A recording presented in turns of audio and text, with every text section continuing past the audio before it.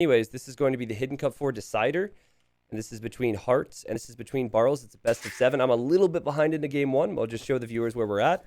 And I'm curious to hear your thoughts on the maps and the settings because you'll be playing in, well, actually, technically, it's like a week and a half. You play your round 1 games in the main event. Yeah, so pretty much. Just for info, what minute are you? I'm speeding up to live time. So Okay. I'm catching up to live time. It's currently paused, speeding up on my end. So we shouldn't have any delays there. Barles in the red. Barles playing the Mayans. And then we have blue for Heartt. And you said that you think that Heartt is more of a Cav Skirm player as opposed to maybe some crossbows. Yeah, he definitely prefers to run in and see how the fight goes rather than microing with archers, like like the usual players do, right? So okay, it will be very map dependent, I believe, this matchup. Right. Well, I think having watched Barles play in the 2v2 World Cup, he would frequently go for Drush Fast Castle into crossbows, and that was pretty uncommon in that meta. You'd see other things, and then I started to watch his 1v1s. And even after the wall nerf, I was watching him and thinking he's actually making this work. And if you look at this map, it's actually not too bad if he wants to go for a Drush at some point and then wall up his base. He's got good resources. Yeah, I mean, the map is somewhat wallable, actually. Mm-hmm. The thing is that walls are quite hard to make nowadays because they are like, they only cost 2 wood, minions. 2 wood, yep. But they do quite take a lot of time to build, and also they're super easy to break because they only have 150 HP in Dark Age because it's in the recent nerf. So it just takes so long to build now too, ever since that change, right? And so, yeah, at least in my experience, now I'm just a pleb 2K1er, but dude, I like for a while there, everyone was walling, and so I got used to it, and then it's just been a rude awakening. And I mean, I'm happy that the game isn't walls all the time, but it is really tough to pull off. So, yeah, so are you? Yeah, I mean, I thought people would stop walling when the recent nerfs from the walls came out, but what ended up happening was that people would just wall more and earlier. So, it's like, yeah. Okay, well, what are your thoughts on that? Do you think that, like, not balance-wise, but do you think that that's a negative thing? Do you think that's something that the higher-level players can punish, those heavy wallers? Yeah, for sure. I think especially the top 10, top 15 punish those walls pretty well. The crucial part is knowing when to wall, right? Like, if you just wall too early, you're just going to fall behind an eco, and then you're just going to play a catch-up game, while if you wall too late, you obviously take a huge risk as well, because the enemy comes in with army and you're not prepared, you might just lose the game at that point, right? So it's hard to find balance. So I know that typically you'd probably see a scout opening with Lithuanians. That's very common, and oh boy, oh, nice job there from Heartt to get that thing underneath the TC. But what do you think about a man-at-arm into like Archer Skirm play against the Mayans? I'm seeing the barracks now for Heartt, so I'm thinking he might be thinking the same thing. Yeah, the danger is obviously the ideal composition you want to go for is Lithuanians is scouts into knights, and maybe mix in some skirmishers. Mm-hmm. But the thing with scouts is if the enemy manages to wall, like fully wall in Dark Age, your scouts are just useless, and you're just gonna end up playing from behind, right? So usually it's just too risky to go for scouts against, especially Mesosivs, because Mesosivs are known to go for Drush FCs or like Drush into Flush with full walls. So it's just too dangerous to go scouts nowadays. Gotcha. Well, you see the barracks there for Heartt. Yeah, I actually been watching Heartt quite a bit, and I've noticed that he really does not like to wall early. Like the styles between these players are different in that Barles likes to play extremely safe and Heartt prefers to play open with aggression first. And I think that you probably fall more in line with Heartt's approach. But there is also a risk with that because those Waller boys can sometimes play safe and then you can't do damage and then you feel like you've invested too much. Yeah, for sure. Thing is, it's like, if you look at Barles, for example, right now, it's minute 7, he's already walling with 3 wills. Yep. And if Heartt, for example, went scouts at this point, by the time Heartt gets like 1 scout out, he would just be fully walled, right? So scouts would be useless. So Heartt knows that, so he's just going man-at-arms himself, so he can break in easier or defend against the Drush. Yep. And that's why you don't see scouts usually these days, because enemies just wall super early with a lot of wills. And yeah, it's just way easier to play man-at-arms. Did you happen to see the map Mudflow? One of the new maps? I've only seen a picture of it yesterday, so I don't really remember too much of it. Okay, yeah, I figured you guys are probably going to be starting to train like Monday, Tuesday after this big weekend. So it's very open, let's just put it that way. And I think it's a map where it's almost impossible to wall in some cases. So there will be a lot of scouts available in Hidden Cup if players want to go that route. And here comes Heartt. He is just walled at home, which is a good work. And he's probably going to start with 1 archer range and then go for man-at-arms and try and apply this pressure. But Barles is just... Dude, he even pulls 2 villagers in the south to wall. He just loves his walls. Yeah, he's playing it safe. I mean, this might seem to be like good for Barles right now, but if you look at his eco, he has 7 villagers on food. Yeah. So there's no way he will be able to pull out an FC after his Dark Age. Yep. And we kind of... I know that previous Hidden Cups... Well, first off, the balance was different. Like the walls and all that. But sometimes the Arabia version was very wallable. I think Hidden Cup 2 especially had some crazy walls being possible. But this year we made Arabia, you know? Like, it's supposed to be, It's supposed to be open. So here we go. It actually makes sense that a player who walls this much is not really in the best position. And yeah, Heartt's just going to reposition and attack the walls, and all Barles is doing is just building houses behind. Yeah, there's no way this is a fast castle for Barles. Yeah, he has no resources to afford anything, actually. Like, he has 170 food and he's 60% up, so... Nice play from Heartt here. The gate's going to be awkward, though. Sometimes that'll open up. And the sometimes the villa automatically runs through the gate for whatever reason after you finished it, so... Oh, didn't happen there. Yeah, luckily. He did the right thing, though. He commanded it to go backwards after finishing the gate. So I think a lot of players are getting used to that now. And here comes the important moment, I think, for Heartt. He's got that archer behind the walls. Yeah, it's going to be super annoying for Barles to wall behind with. And once he gets fletching or like 2 free archers out, he's going to invest... He has to invest way more for walls. How good or bad do you think Barles' current position is? I know you would probably hate it, but what do you think about it? I would never want to be in his position. I mean, he is safe. I'm gonna give him that. But he's behind an army. He has no economy. Did he make double bid axe? Could he afford it? Not yet. No, it didn't get double bid axe. His villagers have just spent so much time walking and building, you know? And that's the thing, right? Like, if you're under so much pressure in a tournament game, in a huge qualifier match, it's like, it's easy to forget things, right? Yeah. Like, you're not mentally not as ready as you usually would be.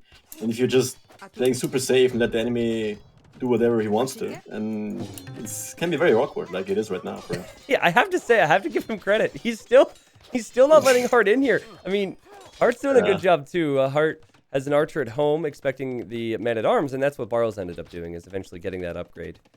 And also, Heartt doesn't have bid axe either, now. So neither of them have any eco upgrades right now. Oh, he must have forgotten, because I'm pretty sure he would be able to afford it with the Lithuanians, right? Because of the food bonus you get. Yep, I'm thinking the same. Probably something that just slipped his mind, and that's also one of those things that you see and you're like, what, really? And then you think, well, I'm so dumb, you know? How did I get that? And you realize it in Castlage when you want to click both, so... Yep. Well, so far, there have been 0 kills and 0 deaths in this game. So say what you want about the approaches being different. This has been a very close game 1. Yeah. Well, Heartt should probably start to wall up now, because this is the time where you usually want to wall, right? Enemy will get his archer numbers out, and then you're vulnerable. And you still want to be safe in tournament games. Like, you don't want to over-invest into walls, but you also don't want to play too risky. Yep, sure. Man-at-arms, helpful against skirms, and technically on the tech tree, you'd see that it would be something you might want to consider going for. But I think at this point, it's just more so wall harassment. Players will always micro against those. And we're looking at 10 military versus 8. Eco's looking very clean for both. Very little idle TC time. One person is safe. And maybe that's what Barles is thinking. It's almost worth it for him to play greedy early. That way he could counterattack Heartt later on. I mean, Heartt still has some walling to do at home. Yeah. The thing that I don't like about Barles' situation right now is that he's making skirms, right? He has 6 skirms right now, not a single archer. And it's so awkward to play skirms against the knight civs, because they're just completely useless against knights. Yeah. While in Heartt's situation, he can just spam skirms forever, right? In case Barles chooses to make plumes archers or crossbows or whatever, he can just still make skirms, and those skirms are also faster, so they can easily catch up to the archers and easily kill them later on. So still not a single kill in this game. Heartt, okay, this is interesting. He feels like he's broken in, but this actually might be a bit of a trap for him. I think we will see a kill because of the wolves and whatnot, but that doesn't really matter right now. I think Barles wants to save his man-at-arms against Heartt's archers, actually. Oh, look at Hearttt with the block here, Leary. And Barles, yeah, he tried to nice pull the Vil, and that's really good work from Hearttt. But also, I think there might be an avenue for him to run through here. I mean, just to be annoying. I mean, you could risk it, simply because you have 3 Man-at-Arms in the Scout, and all of those are full HP, so you could easily snipe 1-2 Vils. Yeah. But I believe saving the Man-at-Arms is actually better in this situation, because if you look at Barles' army, Hearttt knows that he only has skirms so far, right? And if you just go full skirms yourself, you are usually better off Lithuanians, because your skirms are just faster and you have a better transition to Castle Age. Okay, yeah, and the only thing Barles can really do against that is making some Eagles, right? And if you keep those Man-at-Arms alive, they will shred the Eagles in Feudal Age. So I actually like that Hearttt is saving them for later on. Okay, yeah. I mean, I could definitely see the logic there. And while it's a close game, I think in some ways we're seeing Hearttt benefit from his eco. He did get Bid-Axe, no Horse Color, but that's kind of standard. Normally you get that after you click up to Castle, after a Man-at-Arm build. Yeah, that's usually the build these days. That's actually something that's a little tough for me. It's like, you know, there's so many moments where someone forgets Horse Color and it's such a big deal, right? Yeah. But like as a viewer, they hear me say that in a situation where it matters, and then off a Man-at-Arm build, a lot of people will be like, no Horse Color, but it actually is almost too expensive to get early on. Yeah. The thing is, if you make Horse Color, you can't really afford in range. Yep. You can't really afford archers, can't really afford fletching. So all the pressure Hearttt has done this so far, it basically is like not as much as he has done, right? Yeah, yeah. So also Barles gets a much freer game. So all right, you're kind of sacrificing your game for Barles' game, and he's going to Rush FC, so you kind of want to mess up both ecos rather than messing up none. Do you have any plans for the next couple hours? Shot it. Well, cast his games. Okay, I was just gonna say, because hopefully you're gonna have the time, because look at the uptimes. I mean, the uptimes are very similar. I guess in this case, you know, slight lead, of course, to Hearttt, because Hearttt didn't have the tower.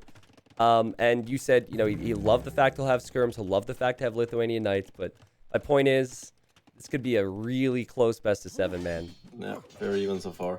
Although I would still give Hearttt the lead, edge here. Yep. Yeah. It's just, Barles is kind of, he's fallen behind where he needs to do a lot of pressure early Castle Age. And now Hearttt, if he just survives against that, should have much better economy. And I just think it's so much better to be able to have fast skirmishers against an archer civ with some knights. It's a beautiful combo. Yeah, and Barles is doing the 3rd barrack, actually. So he's kind of going all in. Okay. In some way. He only has 1 eagle so far, so Hearttt will have knights, Lithuanian knights as well, against the eagles. Ooh, so that's going to be really good for him. Yeah, and maybe it was just Hearttt making the amount of skirms that he did, and keeping the numbers alive. And since he's kept the numbers alive, Barles knows that it would be an absolute nightmare to even consider going for crossbowman. Like Hearttt still has like what, 15 skirms? He could easily upgrade those to elite skirms, and the archers would just be useless. So he kind of has to go for elites here. Now, he is getting Bodkin, he is getting elite skirm. Do you think that maybe this is Hearttt not recognizing that the enemy would have to go Eagles? I think it's still okay, because he has 15 numbers. They are still good at running away and like sniping monks, for example. Okay. And Barles is just doing a monastery because he knows the only thing he dies to now is knights. And monks obviously are one of the best counters to knights. So I don't mind upgrading the skirms, but I would have still preferred him not to do it. Okay, gotcha. I think, didn't he have the archer inside his base? One Feudal Age archer? The Feudal Age archer that was inside his north. base. You mean did Hearttt have the archer inside Barles' base? Well, he didn't scout it, so I don't know. He doesn't see the barracks. Now he sees a barracks, and that should tell him, uh-oh, there's 2 of those things. Maybe I need some knights now. And here come the Eagles, and actually, I think maybe Hearttt a little slow to react to this and at least understand what's happening, but he is going to run away now. Yeah, he only has 1 stable, actually. Okay, 1 stable. Prioritizing, did he go 2 range? Okay, just 1 stable, 1 range, and a monastery. Monastery's great for healing up and getting relics. It's so nice, though. Even though the Eagles would scare the skirms, you could just run home, you know, and sit behind your walls. Yeah, exactly. And those skirms will still be useful for later, right? If he goes for bloom archers, they're still very strong. One thing we haven't really talked about, Leary, is players are pretty close together here. And in the case of Barles, there's a forward gold. And then in the case of Hearttt, his golds are outside of his walls on the right side. I mean, if this becomes an all-in situation with a lot of Eagles and Knights on either side, I mean, military is really going to rule all here. Yeah, I think whoever chooses to go all in here first wins the game. Okay. A bit of a boom like for Heartt right now. Both players just rely so heavily on gold. Because Eagles against Knights both are so gold dependent, so first fights are gonna be super crucial. Oh, the micro there from Barles, and it was good work from Heartt. Both players trying to get conversions, but that Monk will get a conversion for Barles because he microed it. And now the Monk should go down for Heartt. He's got another one. Really crazy moment here. And this is as Barles is going to donate that Knight back and try to get another conversion and build that Siege Workshop. Yes, as you see, like both players are going all in, both players are recognizing the spot, and good job from both so far. Yeah, and Monks went down there, so Heartt maybe feeling slightly better. But then again, if there's future Monks, good luck. But a great fight for Heartt, man. The Knight's really paying off there. And the micro, too. I think you're right. If he didn't have a lead skirm with Bodkin, he's not able to trade against those Monks. And a lot of the time the Eagles were fighting there, they were fighting against the skirms, giving the Knights free hits. So it paid off there. Barles is making a transition to pikes, which I like a lot, actually, because he just killed off the whole skirm number from Heartt. And what does he do against pikes now, right? He only has Monks and Knights so far, and there isn't really a counter to that yet. Yeah, one relic will come in for Heartt. That will give him +1 attack on his Knights. What if you arrive to the stream today for the first time, and you hear that, like, you hear me say those words, and then you just load up with any generic civilization and think that that's all relics do, is give attack to your units. Oh god, the Eagles are in! The Eagles are in! Heartt failed with the house wall. Ouch, 2 villagers down at least, and certainly a bit of a tilter too. At the same time, Barles got a conversion. Okay. Near his forward base. Well, base, 2 houses rather. Yeah. I mean, it's 56 vills versus 57, and Barles is splitting up now. It's got to be a bit frustrating for Heartt, because after that first fight, he was probably feeling good. And now he's got to work at home, and more quick walls from Heartt. Man, both players are playing so good right now. But I say that as Heartt sends villagers back to work. Uh-oh. This hurts. Yeah.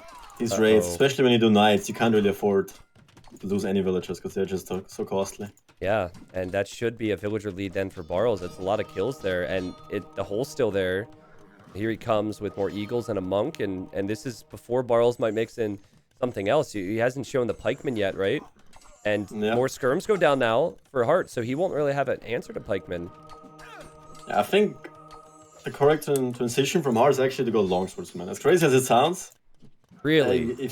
I mean, the thing is, once the Barles gets to like 20 pikes, 20 eagles, skirms won't do anything anymore either, right? Because like it's so awkward to micro skirms against pikes and eagles once they're like 30 plus numbers on the field. Because you can't just one click, one hit numbers, right? Yep. It's just 20 skirms to kill what, 1 pike each 4 seconds. That's you'll just get overrun. And since the gold will be out for Heartt soon, he has to expand to the north, which he's not doing yet. I really wonder if Barles has scouted it. I'm gonna check. He has scouted those golds. The hole. Oh my god. Heartt's Heartt's in big trouble, dude. It's just the holes have hurt him here. The fights have been decent, but now the units are through. Frustrating way to start a series, man. And even though Heartt has 2 TCs pumping out villagers, he's just losing so many. He's lost 14 already in this game. I mean, the good thing is he always gets some reasonable trades. He trades villagers for some eagle numbers. Yeah. And Barles isn't really booming behind this. He's only on 1 TC so far. Yeah. I think second one now, and he hasn't done any siege so far, so he's still okay-ish. Yeah, still okay. And if you look at Heartt's position, there's relics pretty close by. So he could honestly, if he can hold against this, get 2 or 3 relics with Lithuanians. That attack is really going to help you when you're going into fights against Pikemen and Eagles. It's insane. I think 3 relics, and you can just start fighting Pikemen with these numbers, no problem. Yeah, easily as well. He also has 2 monks on the east, so it should be pretty good. Yeah, 2 monks over there looking around. I think he's forgotten about them, but he's moving this one around now, and maybe Barles has accepted at this point that he's done enough eco damage to maybe try and switch into TCs himself. I think it's a good time for it. An issue that I've seen with players losing in round 1 and round 2 of the qualifier, Leary, is that the balance isn't there. So like they'll go 2 TCs before they can justify doing so if they want to also have military control. And Barles went for military control and now is switching to TCs at a time where it feels healthy, you know? Yeah. Ooh, big fight here incoming. Yeah, is this going to be a pounce for Heartt? He has to find a way to fight around the hill, then he will be fine. Well, he He's goes in taking on the worst left. fight in the north. Yeah. Feels like maybe he just wants to get him out of his base, you know? But Yeah, is this maybe, really a good fight to be taking if you're Heartt? I don't think so. It wasn't a good fight at all. I think he lost way too much HP there. Way too many knights. Can't heal Now up he's out of easily. gold. Now he's off gold. Well, he does have a TC on the other gold, so that's good. He Yeah. also has stone mine, so he could maybe eventually drop a castle, but he's got to clear this at some point. Yeah, it's just so hard because pikes are just so cheap and so effective against knights. Mm-hmm. Also, he's getting raided constantly by the eagles, so it's really tough. Yeah, I think Barles, he notices that the main gold, or yeah, I mean the main gold's not being taken. He knows that. He also is sending a lot of his pikes over to the right side. He's even going to break through this house. I think he wants to get reinforcements to that hill. Two things wouldn't surprise me. Maybe an all-in castle drop from Barles, though I don't think that suits his style. Or just a siege push following this up would be a very good move. Yeah, I would have preferred a siege push over his third TC, or even over his second TC, to be honest. Okay. 'Cause imagine he had 2 ramps now, right? What could Heartt do? Yeah, that's true. He has like Just win 20 the game. pikes, 10 eagles. Yeah, it would just be game over at this point. But I wouldn't mind a cast drop either. It accomplishes the same thing, basically. I think Heartt will have to add one defensively soon, as he has 2 scorpions and knights, many of which are weak. Yeah. And we have ourselves a close game. Fun fact, though, if you look at the villager KD, Barles has killed 17 villagers and lost 2, and yet Heartt is up by 3. That really goes to show you how Heartt has kept himself in this because of his eco approach, and now he's going to drop a castle here, and the siege might actually be too late for Barles to stop this. Yeah, really good decision by Heartt to go for the castle drop. He knows that's the only way he can defend this, really. He has 2 golds there, 1 stone, 2 TCs as well in that area, so it's a really good cast. Yeah. Barles thinking about going underneath. Is it? Is this good? Thing is, once Heartt gets the castle up, everything will die from Barles. True. But he's taking a good fight so far, so he's trading off all the knights. I mean, Heartt needs to commit to that castle, and he will get the castle up. But now, I mean, you're right. 3 monks go down, Maganel will go down. I don't know. That's such a weird moment, dude, because Barles is actually booming behind this and killing villagers with pikemen still. And then the eagles are still alive, and Heartt doesn't have knights. I think Barles is better off after that. Yeah, I mean, knights are just too expensive at this point for Heartt. He had to make the transition to a longswordsman, which is really hard to guess. I mean, who would have thought longswordsman would be a viable unit in Castlage, right? Yeah, but he's not Huns, dude. Come on, you can't. That's true. That's my Yeah, bad. you gotta get Huns for longswordsman, clearly. yeah. Monk also cannot drop off the second relic. That goes down, and Barles, I mean, his eco's been untouched for a while. And I'm thinking now you just make a defensive castle, or even one relatively forward next to Heartt's castle, and then just go Imperial.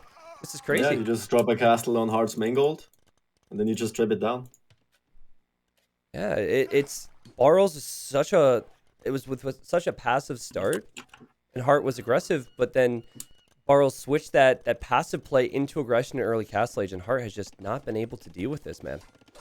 Yeah, it's just so tough to deal with pike eagle pushes with casters. You kind of have to make longswordsmen, but that's kind of awkward because if you commit to them too much, you just fall behind an eco, then the enemy ups earlier, then he just has blooms, and then you're dead as well. So wow, and it's crazy the decision making from Barles now. Perfect castle spot, so we can go Imperial and treb that down. Of course, still is keeping an eye on what's going on here, and even adding an outpost to the left. He knows that Barles is kind of, that Heartt is kind of stuck over here.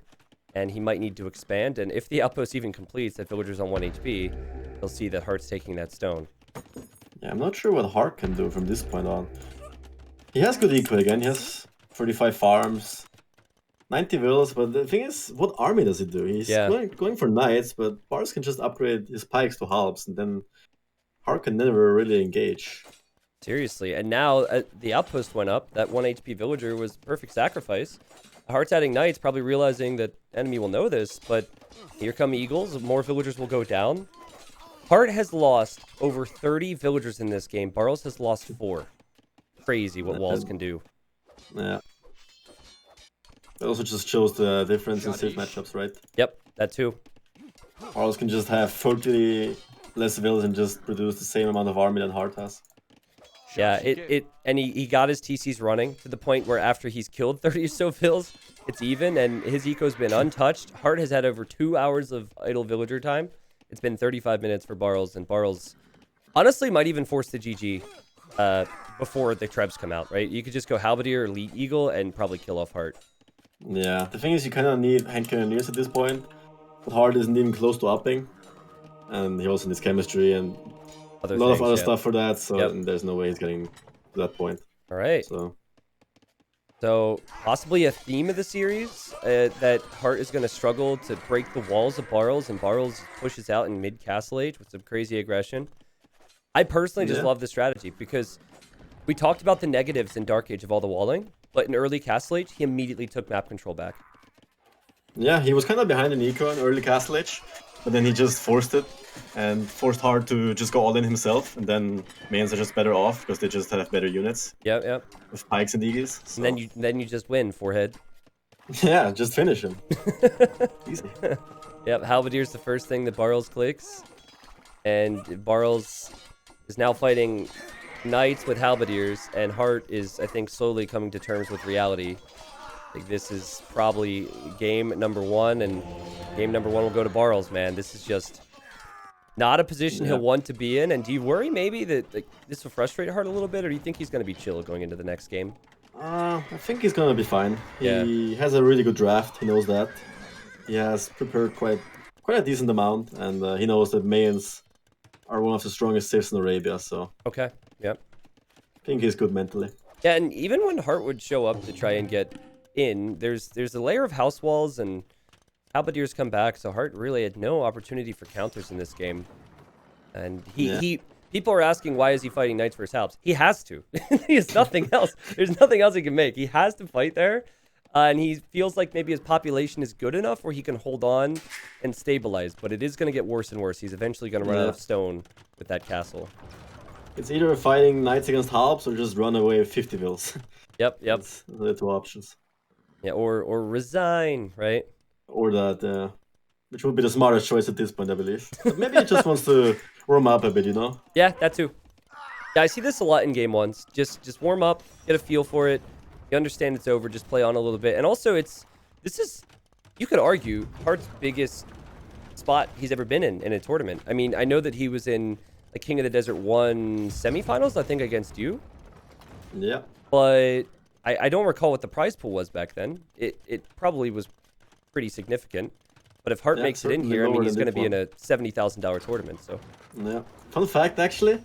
I talked to Heartt a bit before the series, and he was playing against Barles in the ranked games, and they were playing Arabia as well. Yeah. And Barles also was Mayans. So it was like, he wasn't sure if he was going to pick Mayans in the draft. He wasn't sure if he was going to go for Mayans in Arabia. Wait, so they played each other right before this in a ranked game? Yeah, right before this while you were casting. And I think Heartt won both games, actually.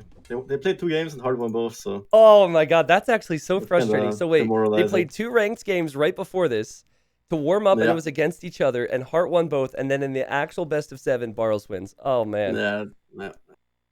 All right, well, Barles' way to lure your opponent into a false sense of security. Maybe he learned some lessons in those ranked games, but Barles gets the first game, and you mentioned the draft, you mentioned the civs. We'll talk about that in a minute, Leary, because this will be a long, long series. Yeah, for sure. All right, let's just look at the statistics here. I'm curious about this because Heartt lost so many villagers, and yet he was pretty quick to getting the eco rolling with the additional town centers.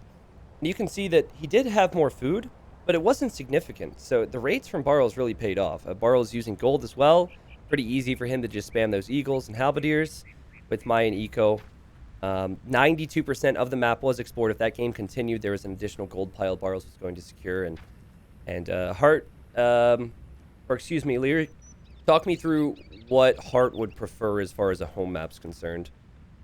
I think his home maps, where can I look at them? His home maps are... Bay, Hideout, and Slopes. I think he will go for Bay.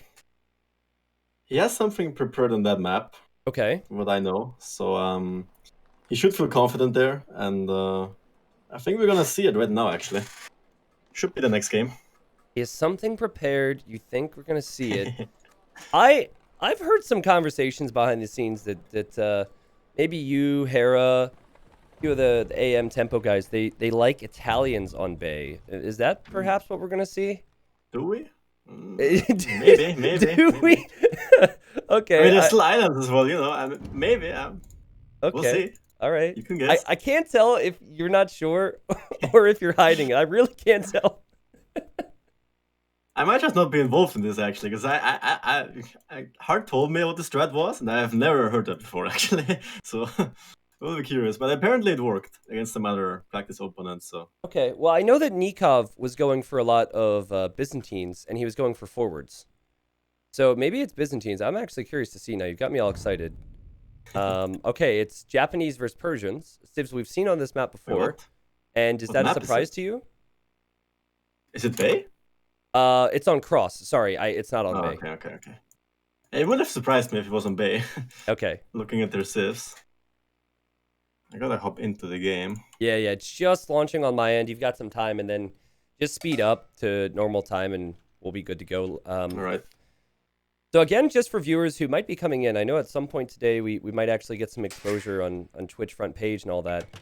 In the main event, the players are playing on hero accounts, and they don't know who they're facing up against because it's a random bracket, and of course we don't know who we're watching. So it's something that changes the game completely. But right now we're fighting to see who's going to make it into the main event, and Leary is one of those players. And Leary, Barles is going to go for an insta-dock with Persians, because you do start with more wood. I've seen this a few times, and actually every time I've seen it, Persians have lost. So what's your feel for the strategy here? Honestly, I have never played that before. I've seen it a couple times. I'm not sure what to think of it. I've never really paid attention too much to it, honestly. Yeah. It might be good, because otherwise, why would people bother doing it? You can just make normal build, and you have 50 extra wood, so Okay, yeah. There should be something to it. I think we had Cross listed as Barles map there, and maybe it was an overlay thing. I'm not sure. Twitch chat's freaking out about it, man. We should let Twitch chat be admins. They're always on top of it. Yeah, they know it. Anyways, it's like, regardless of that fact, it's not that big a deal in best of 7 because all 7 games need to be played, right? So, of course, map preference. Yeah, hopefully, map preference does matter a little bit. So, this is my take on it, Leary. I have seen this build order a few times. So, yes, you start with more wood with Persians, but I feel like it's better to make an earlier lumber camp and chop wood efficiently and then dock than it is to dock instantly and get one fishing ship. I could be wrong and I haven't tested it, but I never really feel like this is worth the idle economy at the main base for Barles. But he clearly has tested it and believes that Max and Velez were right with their approach. I see your point. Like the way you would do it, you get more wood more efficiently. Yep. Rather than more food quicker. Yeah. Did you happen to see any of the best of 7s yesterday or hear about the results? I heard about the results, but I didn't really watch too much of it. I watched one game, I believe. All right. Well, Jordan was able to beat Max 4-2, which was sick. And the craziest set, and honestly, it might go down as the craziest best of 7 in the qualifier, was Velez and Lan, because Velez went up 2-0, and then Lan won 3 straight to go up 3-2, and then Velez won 2 straight to win in the 7th game. It was insane. Yeah, I tuned in for like a moment there, and I saw Velez down to 3. I was pretty surprised. And what were the last 2 maps?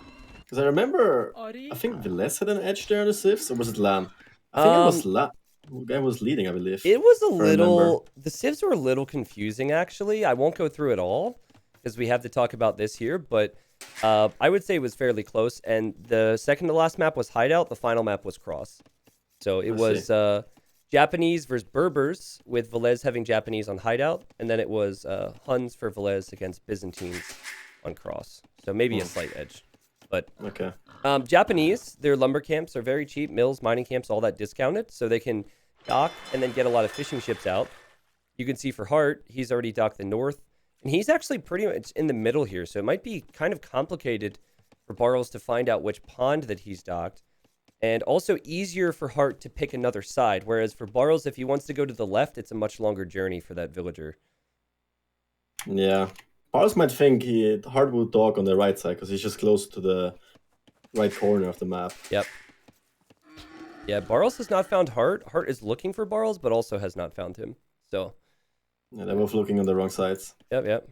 But it's very common on Hidden Cup 4 Cross for the positions to be all over the place.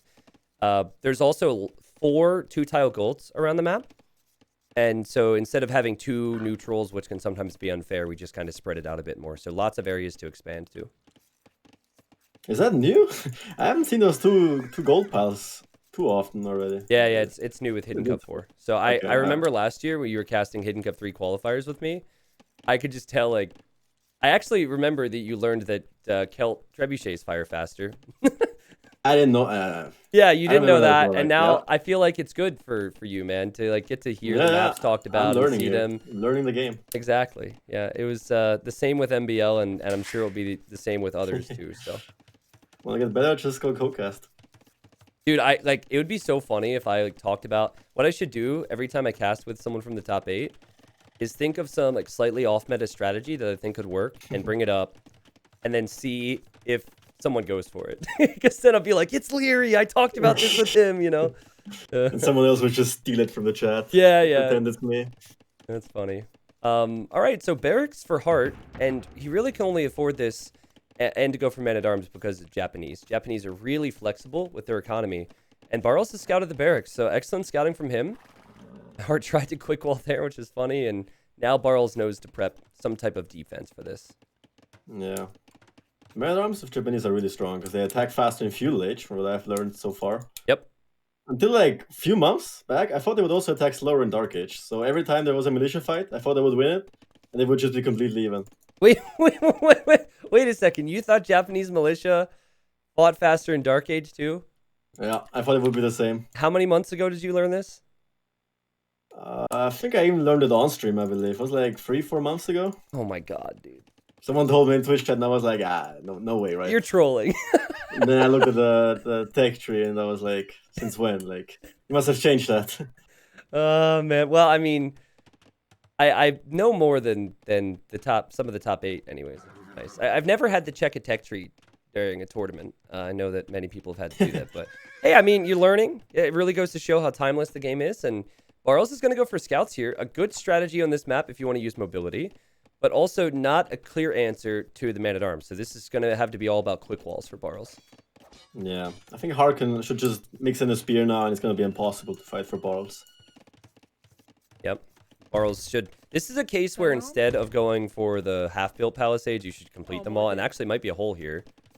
Oh! It's worth sacrificing the Vil here, I think, Leary, to just get a wall down? Yeah, it would be. But I think Heartt doesn't want to fight here, because there's a little hill there.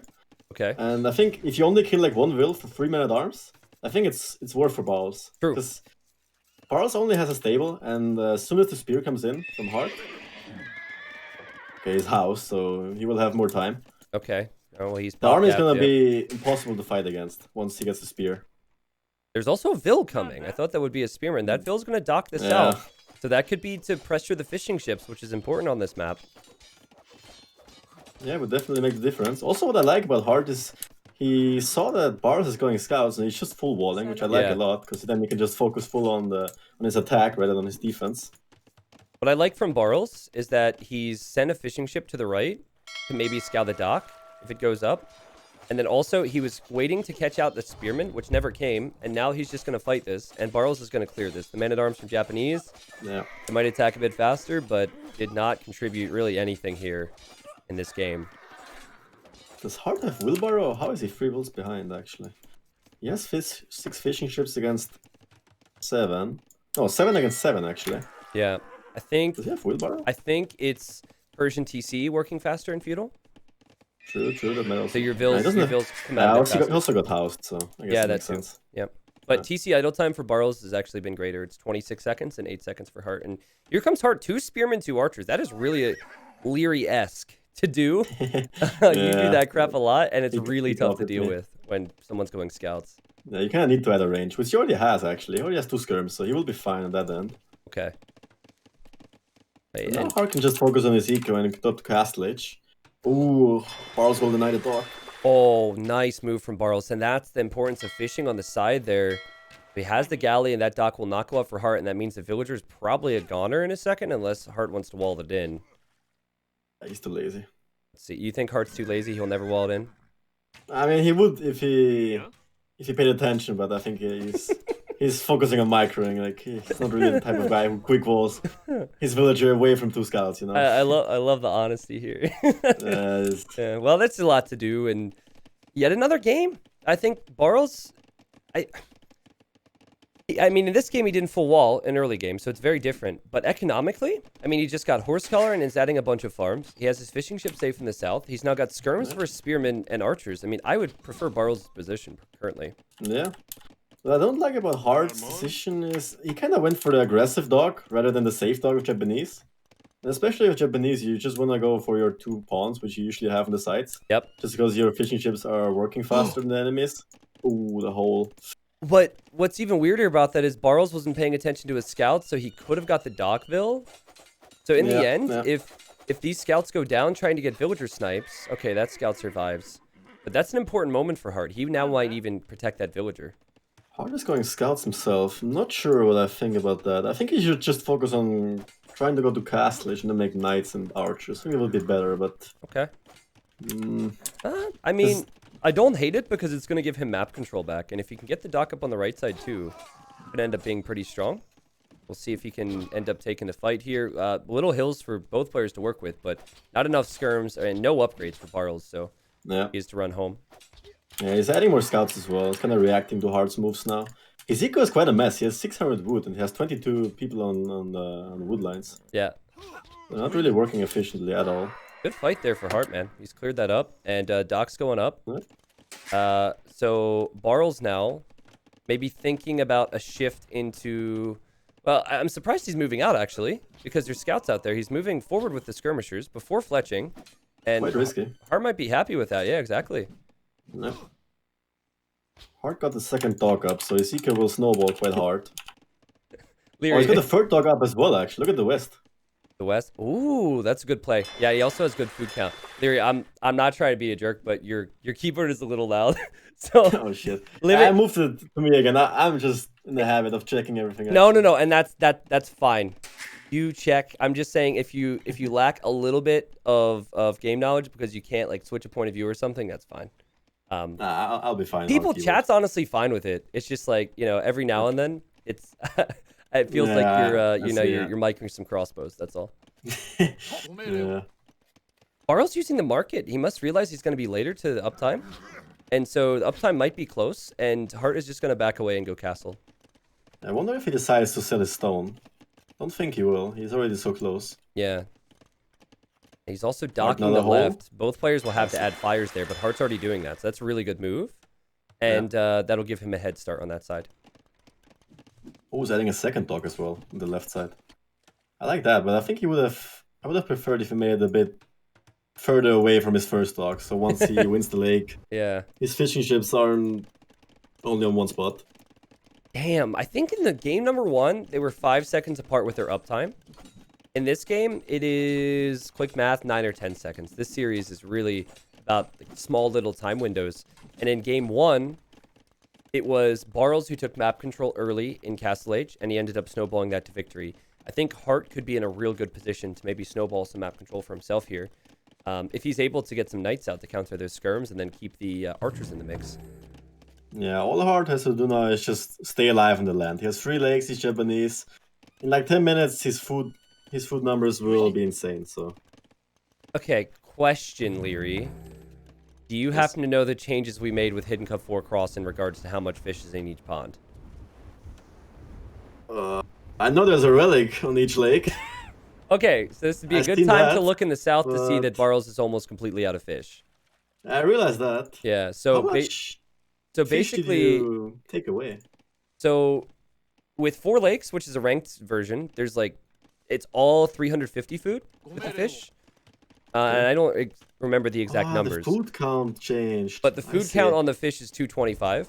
I thought the amount of fish there is in there. So the amount of fish is pretty similar, but basically this version, you gotta have to switch into fish traps a bit earlier, or just you're not gonna go upwards of maybe like 8 fishing ships or something. So you're definitely right. I mean, he's got other ponds to work with, and it's really helpful, but you can't just have the ponds and no farms, which is why I think it's really good that both of them were able to mix in farms. Yeah. Barles is going War Goddess actually for that fight in the lake. Kind of weird, because no one is really fishing there, and they're both just fighting for it. Yeah. Also, another game where Heartt doesn't have Bit-X. He doesn't have Bit-X, he doesn't have Horse Color, so he's missing Feudal Age Eco upgrades. And he even huge, arrived in actually. Castle Age, and he didn't even click the wood upgrade to check. So that's really big. Yeah, it's like 4 villas which could be working. Barles using the Persian docks. So Persian docks have 4 HP, which means they can stay alive with 1 dock versus 2. And now he's out teching, so he feels like he can maybe get a big hit in, demo. Heartt reacted, but I think Barles will actually keep things competitive on that pond, and Heartt has to decide on if he invests into that or really what he does right now. Heartt is making Jill nets, so his fishing ships will be working even faster. That's good. I like that tech, and here he comes. Knights and crossbow just seems so much stronger than just skirms right now. I mean, those skirms, such a risk for Barles to move out right now. Yeah. Two Knights are also stuck in his own base. He walled them in, kind of. Oh, he probably thinks he's sending them forward. Oh, geez, you're right. Yeah. He does if Heartt react, realizes that and sees the skirms, he will just jump on that and kill everything. Yeah, I guess Barles realized. Now Barles is coming back. Now he realizes, yep. And we've got, I mean, a fight that could be even either way, depending on the micro. I think that having crossbow and knight is normally better, but now Heartt is going to lose some HP, and his crossbows are split up from his units. So Barles will be content with this. It will depend a lot on the numbers. Heartt is going for 2 stables and 1 archery range, actually. Usually you would see the opposite. Yep. Because you want to transition into Arbalest later on anyway. I was going to ask you about that. I was surprised that even in early castle, he didn't have 2 ranges with a stable. I think that's probably what you or like Hera or basically most of the top 8 would probably go for.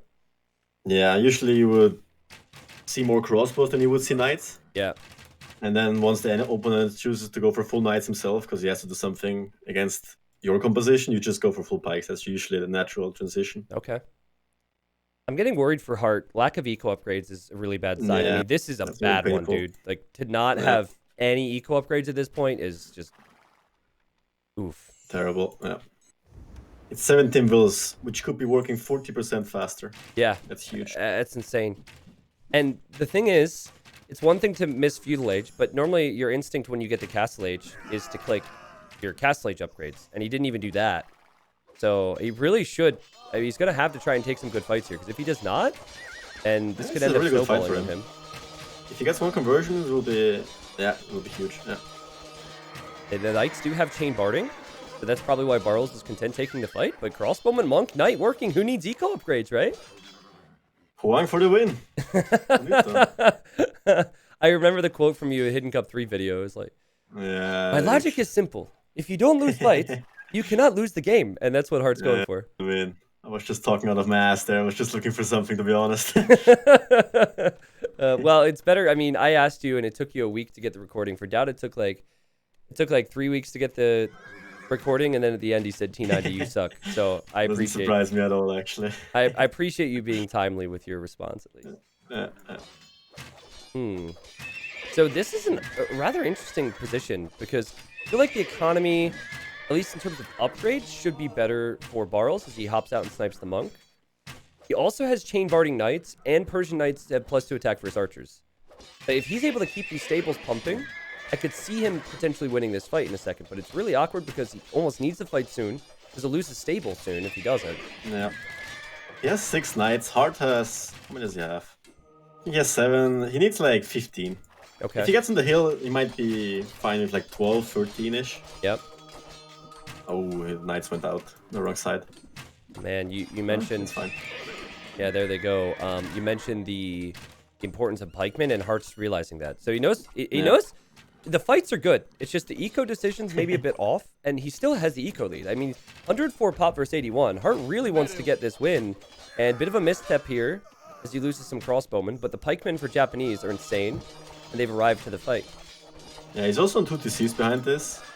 And his eco is looking way more healthy than Barles is. Okay. Barles is on 1 TC, 1 lumber cam so far. Ooh, this looks really ugly. Yeah, and Heartt with that hill controls that stone, controls that gold.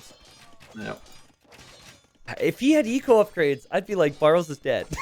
Yeah. But, you know, it still really feels as though eco upgrades or no eco upgrades, Heartt is keeping constant pressure, and this is what people loved about Heartt for years and years. You know, he of course retired for 2 or so a lot of people didn't see him. But this is why people think he can win today. Is this pressure?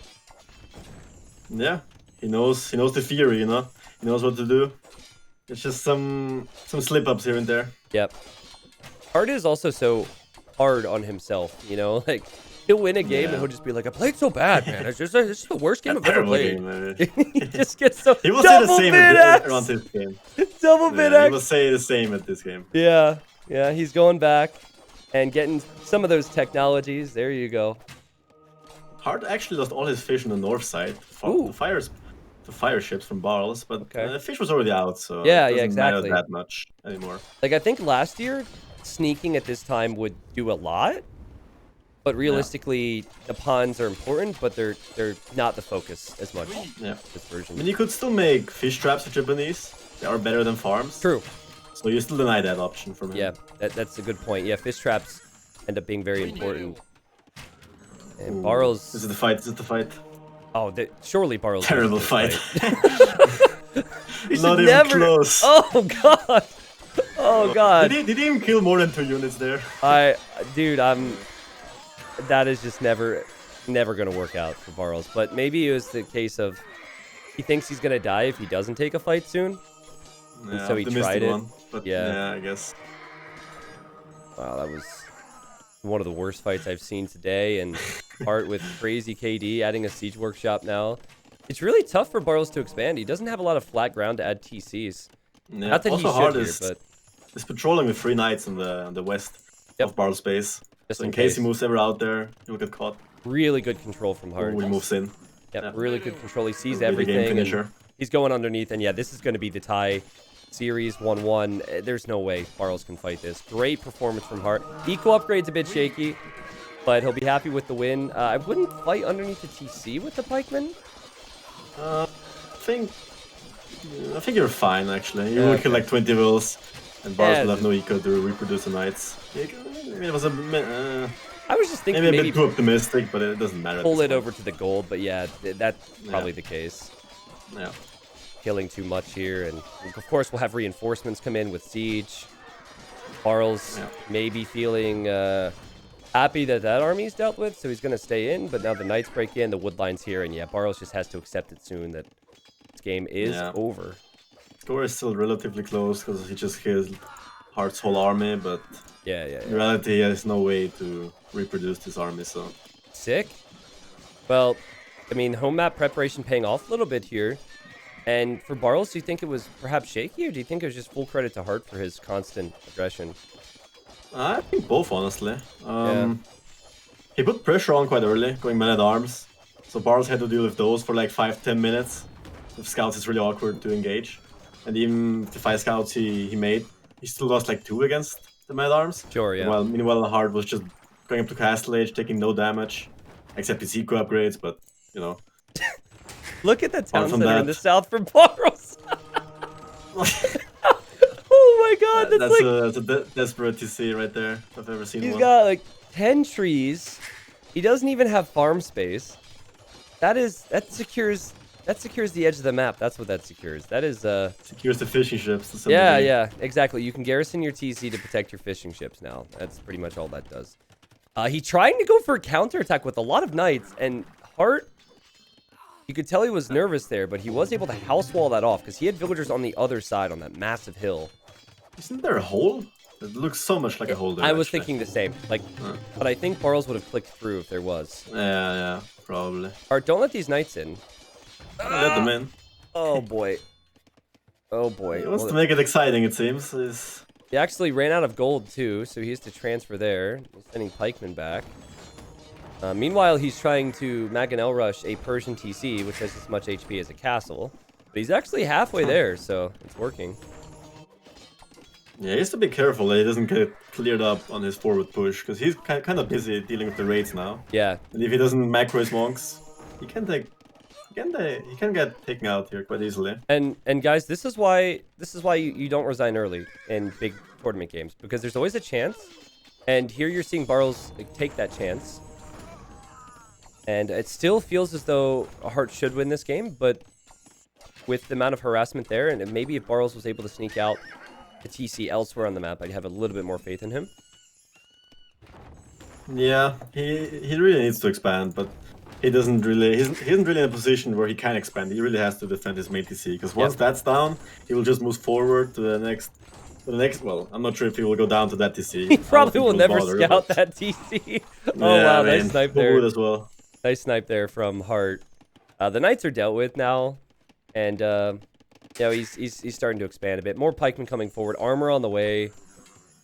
I think it's just a matter of time. All Barles can do is his only chance here is probably counterattack again, hope to kill a lot, and then still hope to get good trades at home with Mangonels, but might not have a town center pretty soon. He might not have the staples pretty soon. I can give Barles credit for continuing to try here, but Heartt should finish off this game. Yeah, I think he's only staying in the game because the score is still close. That's true. But it's 50 really pop difference. Yeah. So score is very deceiving when you have a lot on water. So crazy. Like, again, it's an Age of Empires thing. We're used to it, but the fact that score matters so much, you know? Yeah. I remember listening to, I don't know who you're on TeamSpeak with, but I think it was back in the day, and you guys, the AM guys, were waiting for a team to play with, and someone you wanted to play with was in a game, and you're like, come on, like, where is he? Here come the Knights.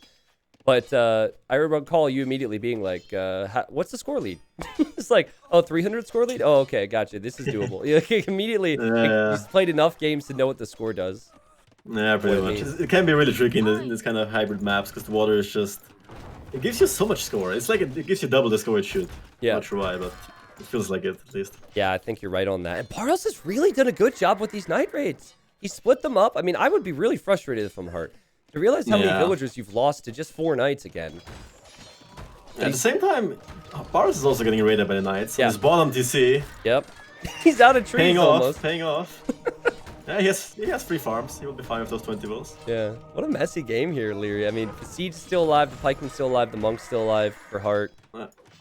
So, I think at this point, Heartt, honestly, it's a mix of Barles. Okay, never mind. Barles is going to call. I was going to say, Heartt just needs to, like, apply the finishing blow and spend his resources, or Barles needs to accept it. 50 wills. Half of them are idle. So, crazy. Well, scores 1-1, Leary. Kind of what we expected. This would be a close set. And Heartt, again, being aggressive, though this time it paid off more than it did in game 1 and early game. Yeah, I think he walled his base, played it safer, didn't get raided ever, well, except the last 5 minutes where he overchopped and overmined everything. But he had better army composition, so he took better fights straight up. His eco wasn't the best because he was lacking the eco upgrades, but yeah, true. If you look at his fights, I think he won every single fight this game. So. Yeah, and you can see even without the eco upgrades for a while, he did have more food wood. Actually was slightly behind in stone gold, but it wasn't that big of a deal. And the timeline really shows how much control Heartt had in that game for about 10-15 minutes there. I keep closing the achievement off. It's fine. So you don't have to look. It's a caster thing to look at the achievements, man. I never look at those. So I will say it's so frustrating for me if I'm watching someone stream and they play an epic game and they just skip through the achievements. I cannot stand that. And so many high-level players do it.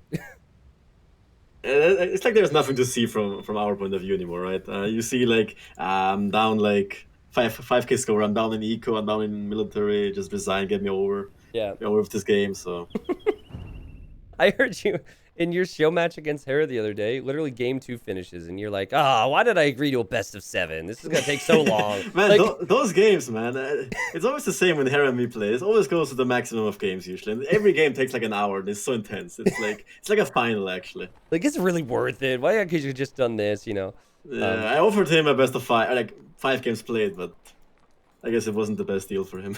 All right, well, so I think the home maps were swapped on screen, which would make sense. So Heartt has Cross, Gold Rush, and Islands as his home maps. He just picked Cross. Now Barles has Bay, Hideout, and Slopes. And so Barles will go to pick one of his home maps. That's why there was confusion there, viewers. Thank you to Shorkin for the 5 gifted, King Nicky for 51 months, and there's been a lot of other people here coming in today as well. Again, $1 for every sub the channel has goes into the prize pool for the main event, and that updates live below your screens. Okay. Vasily, you're really annoying me. If I don't respond to one of your messages after the first 12 times you spam it, You probably should just assume that I'm not interested in responding to that message. Leary, any guesses what Barles might go for, or just we'll see? I have the game already on my screen, so I think it's gonna be Bay, but I'm not, I'm gonna go with Bay. Bay? Okay, just a wild guess. That works. Yeah. All right, well, wasn't this the map where you said Hearttt had something prepared? Yeah, I thought he actually picked it as his home map, but I guess he expected Barles to pick it, so... Well, it's weird with the best of 7 and there only being 7 maps.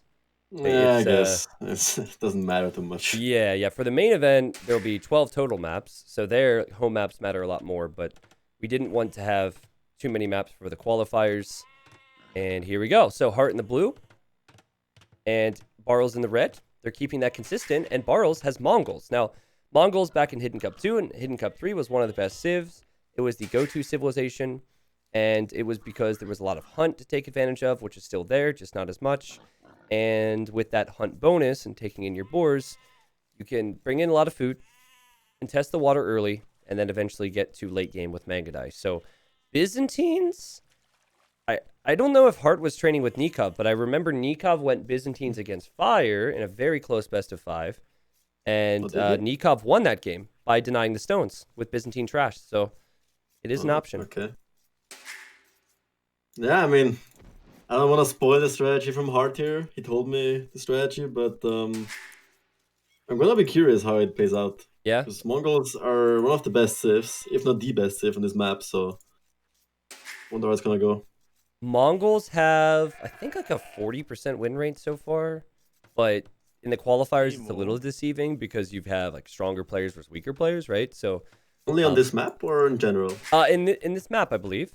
Okay. It's like around 40-50%, though I obviously am not very good with math. So, like yesterday, it was Mongols versus Persians twice. It was the only 2 times we'd ever seen that matchup, and Mongols ended up getting the win. But honestly, I did not like the way the Persians were played personally. So, Leary, I'm gonna make a guess here then, because you don't want to tell me what Heartt's gonna do. So, just in case he doesn't do his master plan, I guess you don't want to spoil it, but. I think Hearttt is definitely going to dock. I think he's going to stay on 1 dock and maybe use like demos or like a few fires to try and snipe the enemy fish. And I think he's going to go forward. I think he'll go spearmen and skirmishers and send villagers forward and try and deny the forward stone as long as possible from Mongols. And then Mongols are just a generic civilization if they can't get stone. So that's just my guess anyways. Do the stone piles always...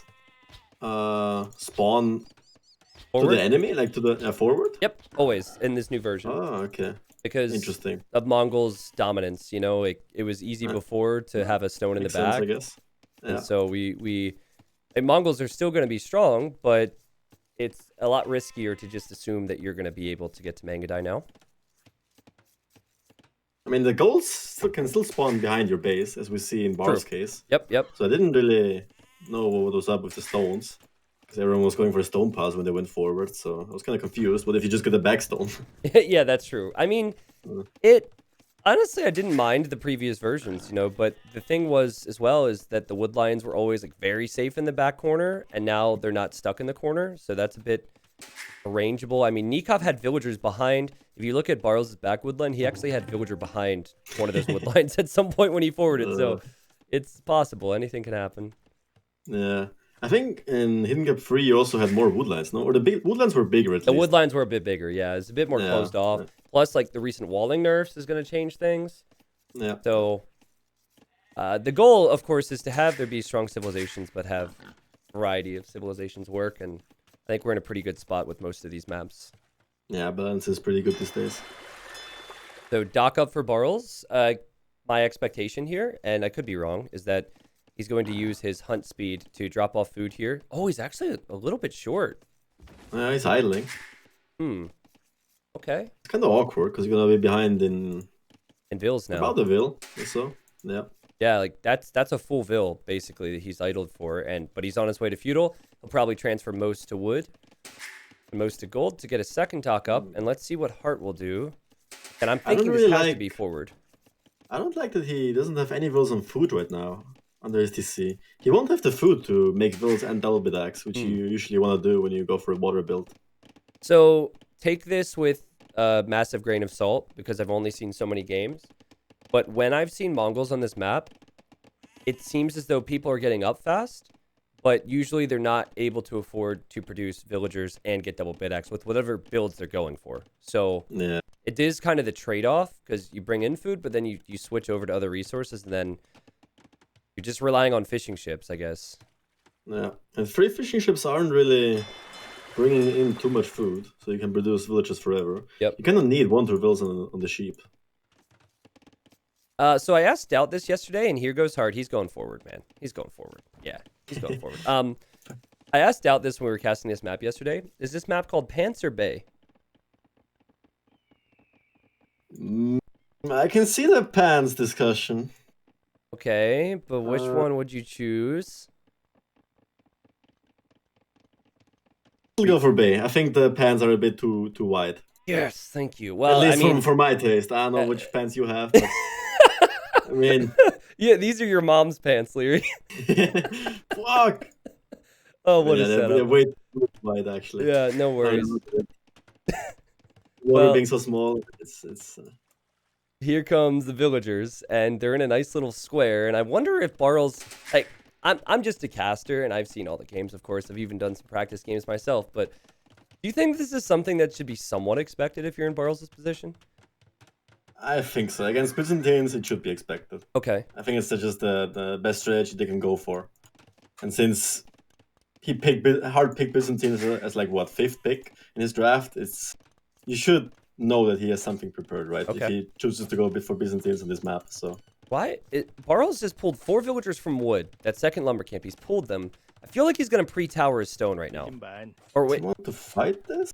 I don't think you win that trade. Yes, maybe you do if you bring enough. Well, Barles just lost his scout, which could be really awkward. But he's pulling... Okay, so he's literally just pulling villagers away from his eco to fight this back. This is not something that Heartt probably faced up against, as Barles is going to tower here. I feel like this honestly is a decent decision because it makes it awkward for Heartt with these buildings. And Heartt, look, he was going to build a tower and then he canceled it. He doesn't even know what to do. Yeah, I like the idea of the tower, but I think I would have preferred Barles to make a tower more to the stone so he can secure his stone. Yeah. In case he chooses to mine it. Well, I guess this stone is still pretty exposed. He still can't take it. I mean, in his case, he's actually cleared up on water. And so he's thinking, if I just wall him out, maybe I just then wall in the ranges as well. What in the... This is so messy, dude. This game, actually. Looks like some Huang game. I mean, Heartt should at least look at these villagers running around and realize that Barles is going to have more idle time. So that's good. Scout goes down. Barles does have 3 fish ships. Is he adding more? He's adding 1 more. Okay, so he will have the lead on that one. He doesn't really have a lot on food compared to Heartt, though. Like, Heartt's got 10 on food according to the stats anyways. So I feel like... What in the world? Yeah, Vill fighting. Without Incas. This is what this has become. Heartt seems to be winning. He still has 4 vills left. Did he even lose a vill there? He hasn't lost a villager. No, he hasn't lost a villager yet. So he's doing a much better job at micring, and it might just be the help of the trash. What did Barles kill? Did he only kill 2 skirms? He killed himself. Well, besides that. Yeah, I mean, I'm looking at the economy for Barles, and he's going to have some big problems now. I looked at the 500 gold, and I thought, okay, he can add a market. But he doesn't have a mill yet, and you can't build a market until you have a mill. And he will still be open after that tower. Yeah, and he still won't be able to mine stone. So I guess he's walled it up, but in Heartt's eyes, he's going to be very happy that he has military. Barles doesn't have any military, and this is definitely paying off for Heartt. Yeah, I mean, Heartt's eco is looking way better at this point. He has 7 farms. Wow. He has 12 people on food. Doing horse color for the first time in his life in Feudal Age. He's chilling, actually. Like, he doesn't know what to do with his resource if he's doing horse color at this point. You can tell. Yeah, this is ridiculous. So, horse collar, I mean, he's just investing into the land eco. And he could possibly justify sending villagers out to the deer as well. I know that if he were Mongols, he would definitely do it. A lot of players are hesitant to do that, I guess, because it's too risky and it's not quite as... You got to walk all that distance. But, man, I mean, another range is now up for Heartt. He's going to continue to make skirmishers. What do you do against this? Mongols seem completely countered by this strategy. Yeah, I mean... He's going for a range himself now, but he's never gonna catch up in the skirm numbers. So Yeah. I'm not sure how useful this range is.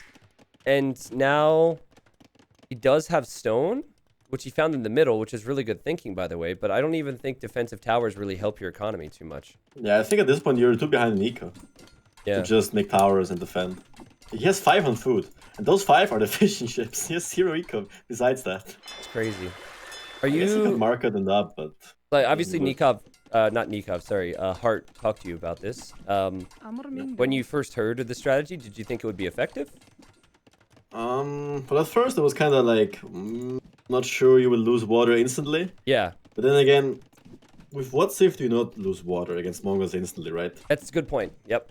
So you kind of have to do something on land. And when I thought about it a bit longer, I was like, what could you actually do against this? Because the stones always spawn forward, as I just learned. So that wasn't an option either, to just tower up. Oh, Barles is gonna trap the army! Ah! He got masterpieced. Oh no, and he could tower it too, Leary. Oh man. I mean, the trash unit's still effective. At least it's only 4 skirms and 1 spear. How did 1 spear make it out? What? Oh yeah, that How's spearman was like leading the charge. He was scouting, you know. It was the outpost. Okay, well, tower will go up for Barles. I mean, it feels doable with a market to maybe get himself out of this position, but actually, since he's make towering, a tower behind his woodland. And he doesn't have the stone to make another tower here because he just towered the other side. Tower up. Oh, he has the quick wall. That palisade is 9 HP, 9 HP. Barles doesn't realize it. Barles is pulling bills. Oh, okay, he broke it. I think your that would have been brain the end, actually. Is your brain breaking watching this? There we go. Kinda. Oh man, well, okay, more Vil fights, people. More Vil fights. These villagers want to get into Hidden Cup 4. Let's go. And I guess look the at the tower's resources delayed. difference. Heartt has 600 food soon. Looking to up soon. Yeah, so, and it's not even difference here. It's not even the fact that he's got the food count right now, because Barles is probably going to buy some food. It's just the fact that the eco is more smooth in the transition, right? So you've got farms to work with, and any food that Barles has right now is short-lived. He does not have any food income. Yeah, I mean, Barles has 500 more food on his fishing boats, and then that's gonna be it. He has 1 farm besides that, and a few people on berries, which are gonna run out soon as well, so he's on a timer, kind of. Huh. So, I think that Heartt, Nikov, you know, the 2 players who have done this strategy, really making me think that Byzantines, civ that joins the conversation as far as civ strong here. I know Lithuanians and Japanese were picked a lot. Italians, I think, could probably be competitive on water, right? But Byzantines also really good at countering long-term. And look at Heartt here. He actually found this. And Barles makes a tower, but this is the problem with preemptive towers, is that they can always pick a spot to find you. And that's a great tower from Heartt to deny that. And now Barles just has to build another one. Oof. Yeah. And Barles sold all his gold, and he still only has 400 food, so... Yeah. He won't be up anytime soon. What a great strategy here from Heartt. And, you know, he's also added a stable. So I think he's a little light in food still, but he might make a scout or maybe some knights in the next stage. I wouldn't mind making 1 scout just to scare the opponent off, right? Just so he, like, panics a bit and makes, like, maybe 3-4 spears, overcommits a bit. Because he has, like, 800 food already and still lacking some gold, so he could definitely afford 1 scout, just for some mind games. I don't know how many people in Twitch chat are feeling this right now, but I know, like, on YouTube for years and years, having been making content, there's been so many Byzantine fans. And people have gotten so upset that Byzantines are not picked frequently in tournaments. I mean, there you go. Hidden Cup 4 is the place to go. Dude, it's a tricky civ to play against. And against a civ which some people, at least back in Hidden Cup 3, have felt is the best on this map is pretty sick to see. How did Barles get up to Castlage, actually? Market. Market, and thank God he had fishing ships. Before already? I actually look at his resources. Yeah, he must have had market. Yeah. So, this is my theory, and I like the forward, and I'm not saying this would ever work against good players, because I think it's too tough to transfer onto gold early. But a gold is, sorry, a demo is how much gold, Leary? Do you remember? 45. I know that stuff. Okay, I actually didn't remember the exact number. I wasn't trying to make you look bad or anything. Okay. So you can afford 1 demo, Now, in this position, you kind of have to decide between getting fletching and making that demo, right? Because if you make a demo, then you can't get fletching. So something to think about. But if you're able to get a demo or two off on the 3 or 4 fishing ships that are out there for the enemy, they then have to create so many more, which sets them back. So I kind of like a risky demo with the forward. I think it could be good. Yeah, I mean... Depends. It also depends. It always does. It depends how much attention Barles plays to the dog, right? Because once the demo is out, you can easily split up the fishing ship so the enemy can only demo one. So it would be like 75 wood for 75 wood and 45 gold. Yeah. And the ability to make fletching is also gone after you make a demo. Yeah, so. it might not be worth the risk, right? But yeah. Here comes Hearttt sending more villagers forward, and he's still happily denying stone from the Mongols. Barles, I'm not sure he knows what he wants to do right now, but he did add a few scouts at least. So he's going to head over to Heartt's base, where Heartt is. I got to double check. There's a hole in front of his base again. There's actually 2 holes. He's got to wall that. Because I remember game 1, he was tilted. Yeah, there you go. And game 2 as well. I, of course, don't know if he was tilted, but I would have been annoyed with some of the eagles running. He was tilted, trust me. Everyone would have been. Yeah. Okay, has a stable at home for camels. Yeah, he's fine against the scouts, and he's going to go forward with some... Looks like Monk Siege here. He really just wants to keep an eye on that stone. Barles doing step lancers. He has 2 queued up, and he has 2 in his stable already. What? Is that unit still a thing? The unit... Step lancers were broken, and then they were nerfed, and now they're just like kind of useless. Trash again? Yeah, they feel...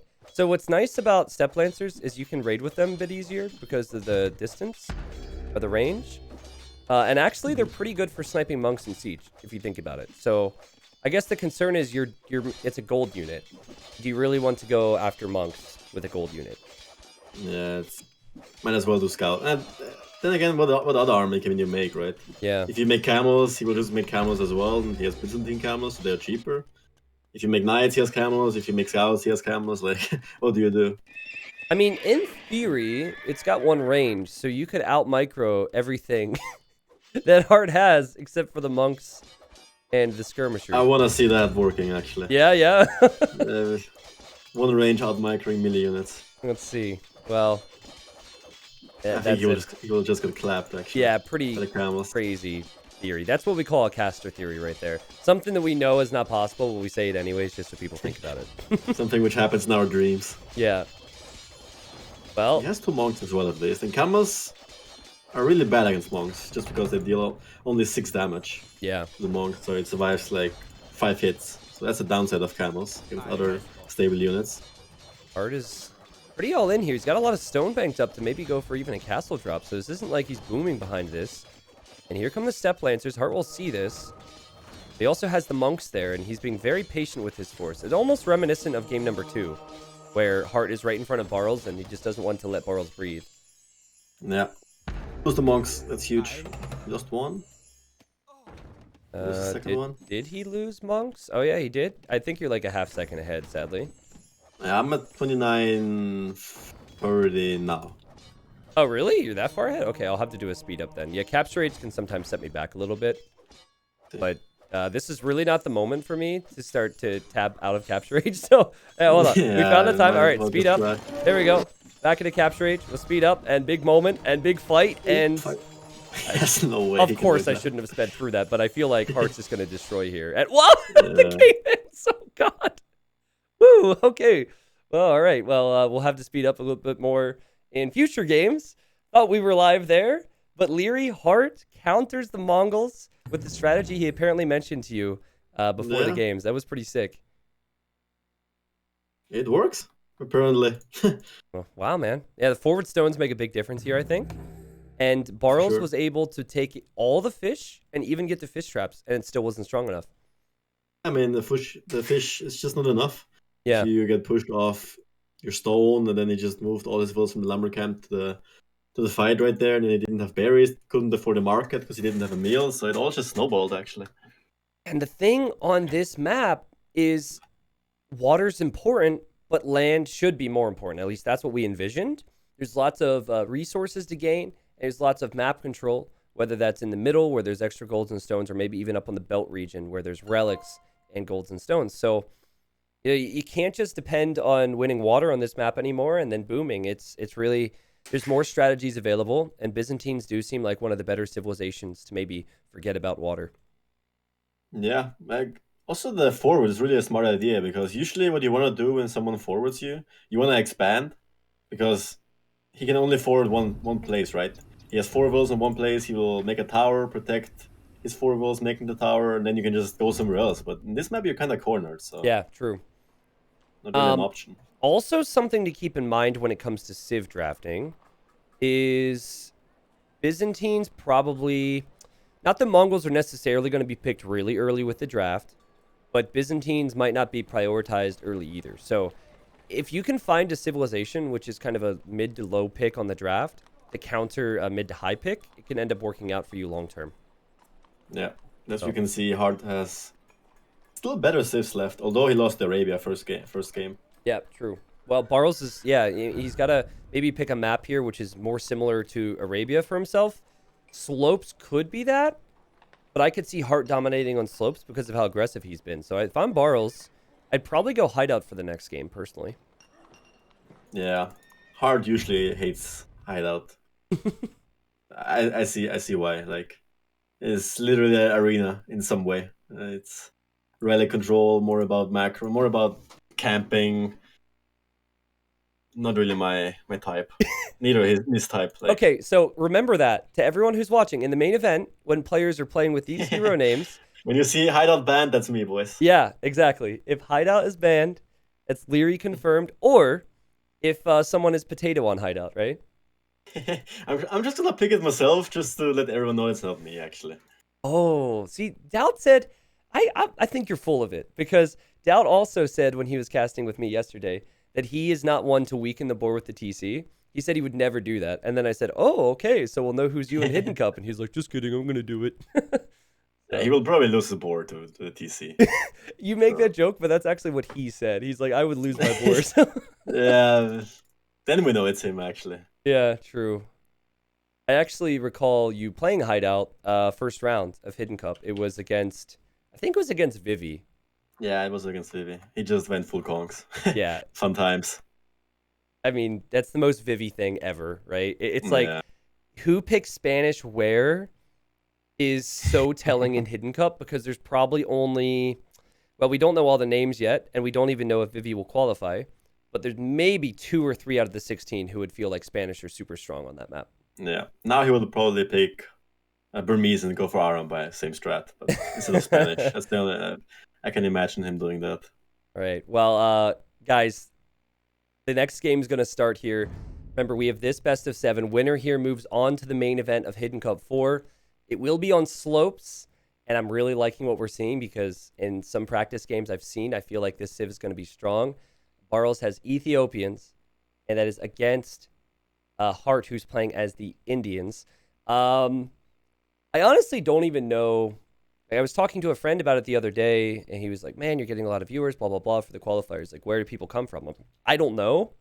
So thank you for showing up, everyone. And this also extends to the crazy sub-gifters. Again, no offense to you guys, but for the most part, you haven't been, like, super active in the chat over the last couple years, and you just show up from time to time and just wow me. So thank you, QRS88. That was insane. Okay, you come from Germany. I didn't mean where you're from, okay?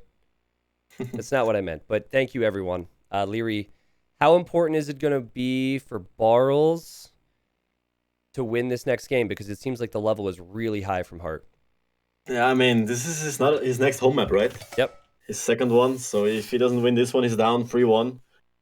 And I don't like this matchup at all from his point of view. Ethiopians against the Indians. I think Indians is one of the strongest, if not the strongest. I don't want to go into detail too much, but okay. I'm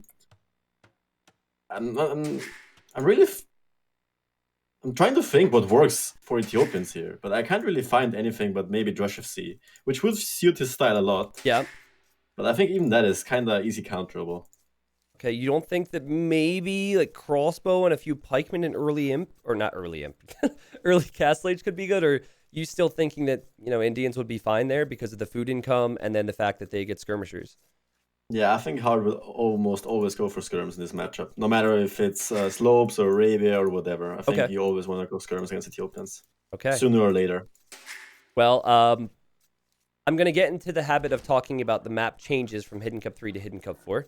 It's been fun to talk about. So in Hidden Cup 3, we had one side that had deer and one side that had shorefish. And there were also more shorefish. I think it was 5. And the thing about shorefish was you could easily wall in your villagers, whereas with deer you couldn't. And so it pretty much, in a free pick scenario, became a lot of Indians because Indian villagers collect shorefish faster. Now it's each side's the same. They both have 2 sides to go to, and it's 2 shorefish, so that's 400 food plus 4 deer. And you also cannot easily wall in your villagers there because of the way it's positioned. So I'm thinking, you mentioned Drush FC. I actually feel like men-at-arm opening has been really strong here. And if you keep Indians off of the sides, take control, and then follow it up with archers, maybe Hearttt could struggle a little bit. Yeah, I mean, that's the only thing he has going for him, I believe. It's like the early pressure you can get with men-at-arms and the extra resource bonus he gets from Ethiopians. Yeah, Hearttt did draft Indians, knowing it would probably be suited for this map. It's the same with most of the drafts, right? And he's going to start sending villagers over here. Now, I actually really like this. Like, if you take the food in Dark Age, there's less potential that they can do damage against you. You might just want to take the food and then leave the sides if it gets risky later on. Yeah, that's exactly what the plan usually is. You just take the food as soon as possible. So once the enemy might come up with something that threatens you, you just leave. Okay. Then you just go to the berries, which are still pretty good food source. So I'm gonna rattle off a couple of civilizations that we've seen on this map, and you tell me if they would give problems to Indians, because you seem to think Indians are strong. Bulgarians. Bulgarians are always tricky to play against. I think they do have a good chances against the Indians. Okay. Because I see a lot of games going to Imp in this game. Yep. And Bulgarians are just super strong in Imp, especially against Indians, because Indians don't really have an answer to Halbs and Rams. And Bulgarians is probably the best civs to go for that unicorn position. So Celts? It's kind of similar, right? Usually a known siege Halb civ as well. Yeah, yep. And they also have options to pressure Indians early with their faster man-at-arms and their wood bonus. So. All right, and then final one, and we've actually seen this quite a bit so far in some of these deciders, is Britons. What about Britons on this map? Ow. They're not really that known for hard siege pushing, but I would say out of those 3, they're probably the least scariest to play against with Indians. Interesting. Okay. All right. Yeah, it's obviously dangerous if you go Drush FC with Indians, right? So. Yeah, I think that, I don't know who picked Britons or whatever, but I think that Barles has maybe seen the trend of being able to ball up archers in this map. So we'll see. He's actually not going for a Drush. Hearttt is scouting this, and it's really weird to me, actually. He's housed at 20 pop, Barles, which is quite poor. So he had to get Loom earlier than he wanted. He still doesn't have a house. This is a disaster. Yeah, this is really bad. He's walling with free wills. Oh, again, God. Zika will look really messy again. This is hard. He had the time to make the house. So normally you get pop capped and then you just research Loom in that time. But now he was pop capped, research Loom, and oh man, yeah, didn't make the house in the meanwhile. I'm actually kind of annoyed because I really think Ethiopians can do well here. But this is maybe not this game. Oh God, this is oh man, Barles, this is hurting, man. And you're down a game too. This is one of your home maps. And look at that fast 21 feudal pop time. now. Yeah, he's going man-at-arms, but 21 pop man-at-arms. It's kind of like 22 pop now since he got housed, and that's pretty late because Hearttt is 80% up to feudal age. So by the time those man-at-arms arrive to Heartt's base, he might already have the numbers of scouts to clean it up. really clean eco for Hearttt too. Like, to go up this fast might be unique to the Indians because of the cheap villagers and that little shorefish boost. Yeah. He's got 2 lumber camps, so his eco is perfectly spread out. He also had great scouting, and now his scout is pouncing on the villager. And oh man, this is just getting from He's going from bad to worse here for Barles. That villager should die. He's trying to quick wall. Gives it up. Dead. Wow. So getting housed, having to research Loom too early, not being walled, and losing a villager sets him so far back. Yeah. And did Barles explore Heartt's meal on the side? He did. He did explore the house, so he knows something is up there. Yeah. But by the time those men-at-arms will move out to the side, Heartt will be on his berries. Because he only has 2 deers left. He took the shorefish with 5 wills. Yep. And interesting. He sent 5. Yeah. So he really, his thought process is, let's eat this as quickly as possible, and then when the going gets rough, let's just go home. Yeah, exactly. He's also, I just love his scouting, man. He's got a weak scout here. He just killed a villager with it, and now he's tracking what will come. He knows he's ahead. He's even going to find these 2 pigs that I guess Barles didn't scout. So this is, if any game in this series is going to be a disaster for Barles, this would be it, man. This has really not looked clean. I don't like that he's doing men-at-arms before a spear. Yeah. I think if Heartt gets 5 scouts here, he might just clean up the 3 men-at-arms before the spear gets in. True. And then his whole pressure is just gone. And Heartt has better eco and mobility. And he's going to head to the corner. Yeah, I'm with you. I think this is why I felt like maybe a drush into fast feudal could be really strong, because you're hitting Heartt before he's in feudal or before he can get scouts out.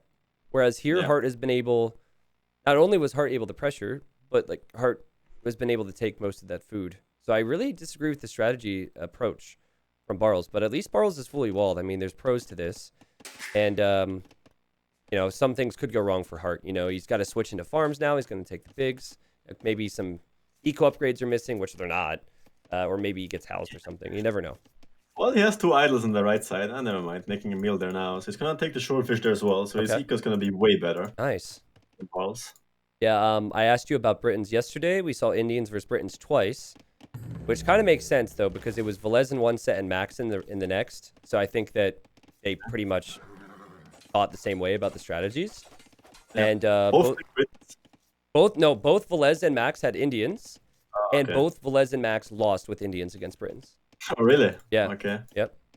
Interesting.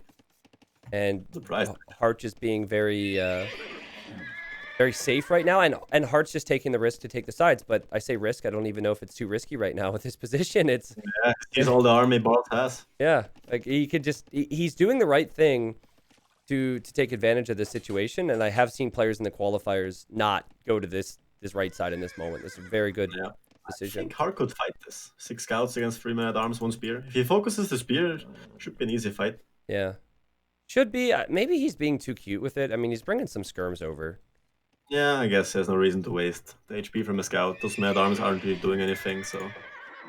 So, in game number 1, it really did look like Heartt was more aggressive, Barles was too passive, and then Barles was able to snowball it with a Castle Age all-in.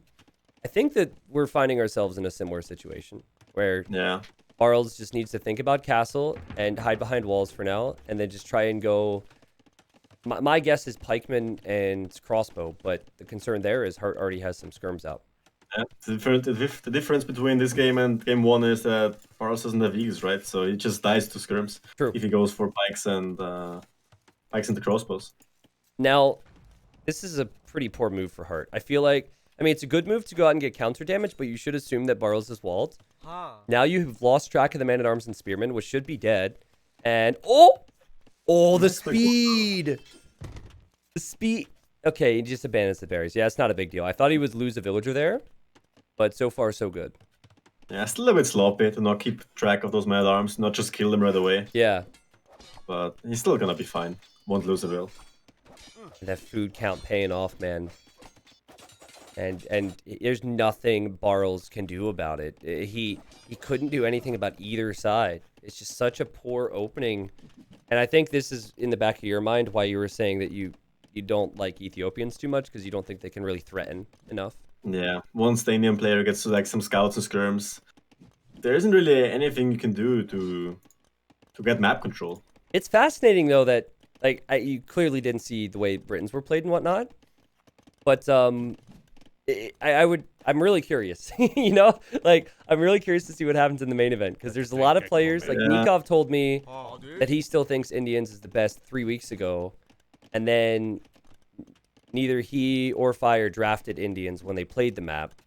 And so like a lot of like thinking is shifting and staying the same for certain players. Yeah, the meta will change completely from the qualifier to the Hidden Cup main event. So there'll be whole new strategies, whole new thinking process. I'm telling you right now, though, Bulgarians with 20 pop men at arm opening. It sounds scary. It sounds dangerous. Yeah, for sure. Into taking the sides, right? Because they're going to be defending. Into like fast blacksmith upgrades on scouts is like sick. So yeah, it definitely has potential. All right, well, Heartt, his micro has potential too. It could be better. I mean, it's not the end of the world here. He's just trying to finish off these pesky man-at-arms.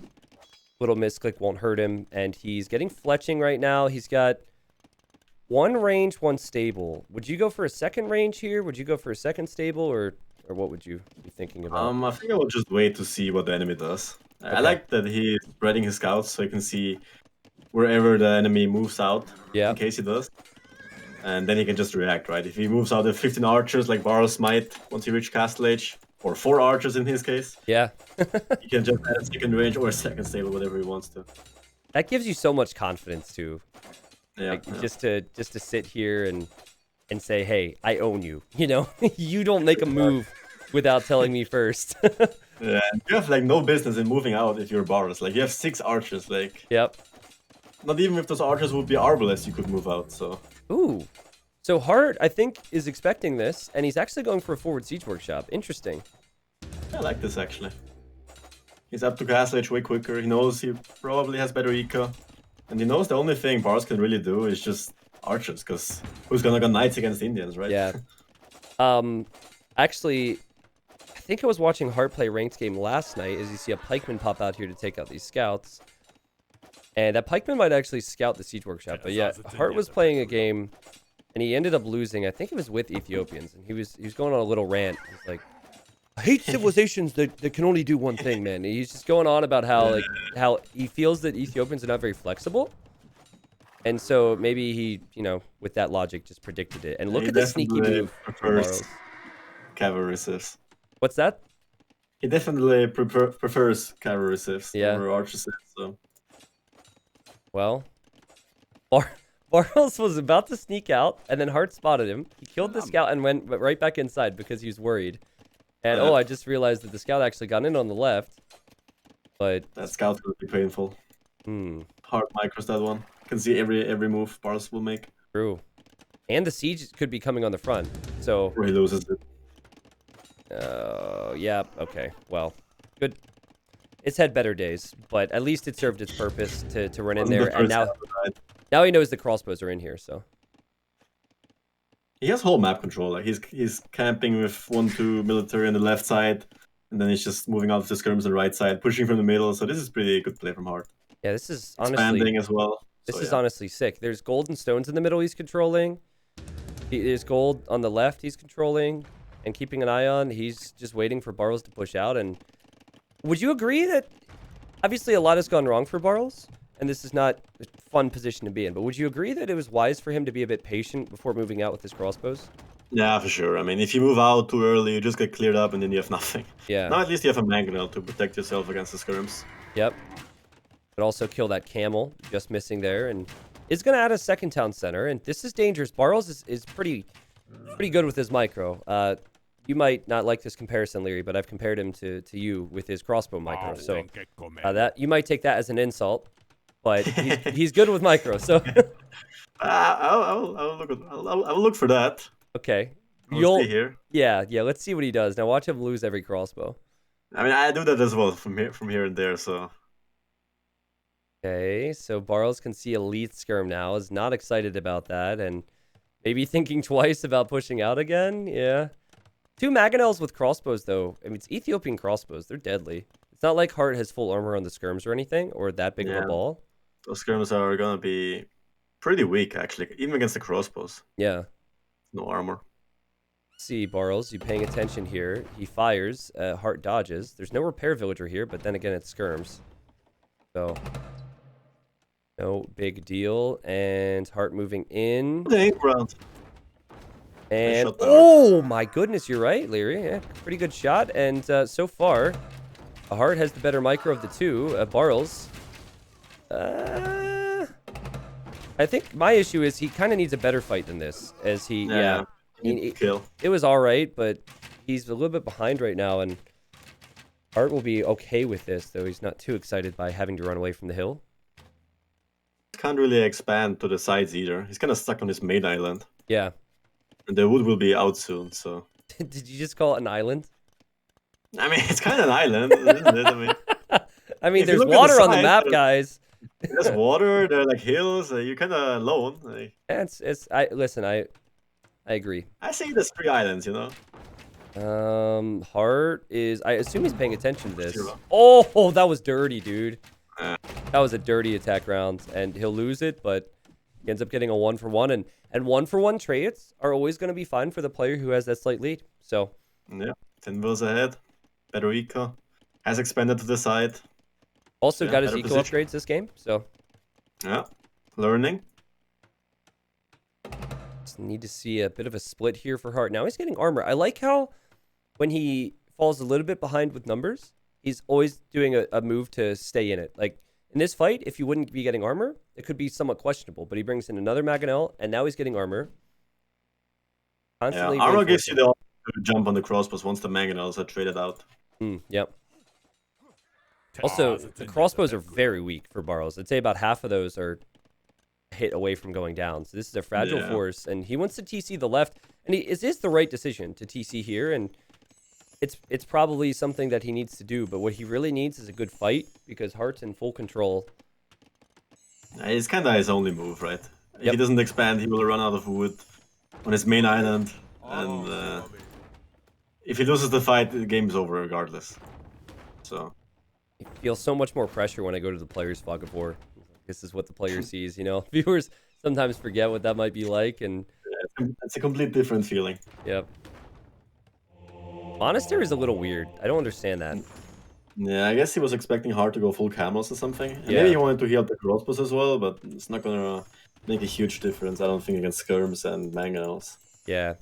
Well, I mean, he did heal up quite a few of these crossbows, so that works. And he's getting armor himself on Cav, Barles. Indian's Cav is pretty weak, so... but then again, Knights would be sick against Mangonels and Skirmishers. Yeah, but I think the longer this game goes, the better it is for Hearttt. Because the longer that they both stay in Castle Age, it's going to benefit the Indian player, just because they have better eco, and you usually want to use the early aim spike with archer sieves. Because they aren't mobile, you can't raid them as much as with cavalry sieves, so... Yeah, it was just it was just a small little training game, like a public training game, so it's not very serious, I suppose. But Viper and Vivi were playing this map, and Viper had the Civ, Ethiopians. Vivi absolutely loves Magyars on this map. No surprise, I guess, if you know him, but Viper was able to snowball a lot of archers. Just got to a point in early imp where, what do you do? And so... Yeah, that's the point you need to get to. Nice attack round there from Hearttt. Weakened the one knight, and the next knight goes down to, so 3 Mangonels remaining. Yeah, I think even showing the knight there, I guess Hearttt was doing it anyways, but it's kind of a mistake. You want to show the knights when you're going to clear it, not when you're going to take out 1 Mangonel, because now Hearttt knows to mix in camels, and Heartt's on the way to imp and mixing in camels. We've hardly looked at his base. His macro's been sick. His control's been sick. Great position for him. Ooh, nice anchor round again. Hitting all 3 knights, actually. Oh, yeah, he hits them, and then the camels were there, too. It's honestly possible not a single Mangonel will go down here, and Hearttt is playing out of his mind right now, man. This is, like, there were instances where he'd get ahead and he wouldn't quite execute in previous games. But this has been very, very clean, and if he just goes for Skirmisher and Camel, I mean, this is game over in the Imperial Age. Yeah, he's playing pretty sharp. Yep. How much do you think it means to Hearttt to, if he ends up getting in here, to be back and playing? A lot. He has really high expectations for his comeback. He has been back for a while, but he really wants to get into the tournaments as well now. Not only on the ladder, so it would mean a lot for him. Yeah. Yeah, Barles is... Well, Barles has been trying to break into that a bit longer than Hearttt, right? Because Hearttt took that break. And honestly, with Barles, at least based on some of the games I've seen from him today, maybe it even doesn't really come back to ability, but maybe just style is a little too passive to get wins. Maybe. At times, I don't know. He just put himself in these awkward positions. Like, he's always just defending. Yeah. He's always behind, always reacting with these arches where he walls too early. It's just, if the enemy plays it right, like Hearttt is doing right now, you just always fall behind, and then you're just depending on the enemy's mistakes. Yeah, I guess the tough thing is there's only like maybe 15 players in the world who can play it right. Clearly those 15 are gonna be better than you, and they're only 16 spots, you know. So yeah. So I mean, he's clearly, I think on the ladder, he's been in the top 10 quite a bit recently. So I mean, Barles has made it work. A big moment here. If Hearttt is able to trade 50-50, these upgrades are going to come in, and it's going to be 100% victory. But Barles trying to force a fight after seeing Imperial Ages come in, and yeah, it's just not working. It's even trades, skirm upgrades coming in, and even the skirms. Yeah, the skirms could actually take out those knights, honestly. Yeah, only +2, no bloodlines. I mean, only. That's the only thing you can do. No bloodlines on knights. It doesn't really seem like it should make that big of a deal, but it just feels so bad, you know? Yeah, I mean, those 5 knights, they will be 6 basically if you had bloodlines. Yeah, it's true. Quick maths here. Yeah. And now you have Barles trying to get to Imp. Again, just one step behind every single game. That hasn't really changed. He hasn't really tried to change it much. He's just relying on Hearttt to maybe overextend, and Hearttt is just taking good fight after good fight here. And again, good Mangonel shots and good camel engagements, good skirmisher engagements, everything here for Hearttt. He's diving for the crossbows. He knows that the only thing that matters to Ethiopians are the crossbowmen, and most of these are going to go down now. Yeah, should be game. He's up 20 vills. He will lose way more on Barles' side. Yep. And he will snowball from this position on.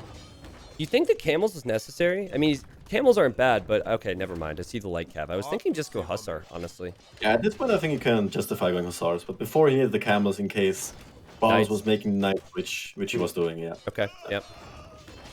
All right, well, again, seeing a few Shoto warriors for Barles. Well, this is desperate, right? It's not like he's going to get a ton of infantry. Oh. Yeah, those ones that.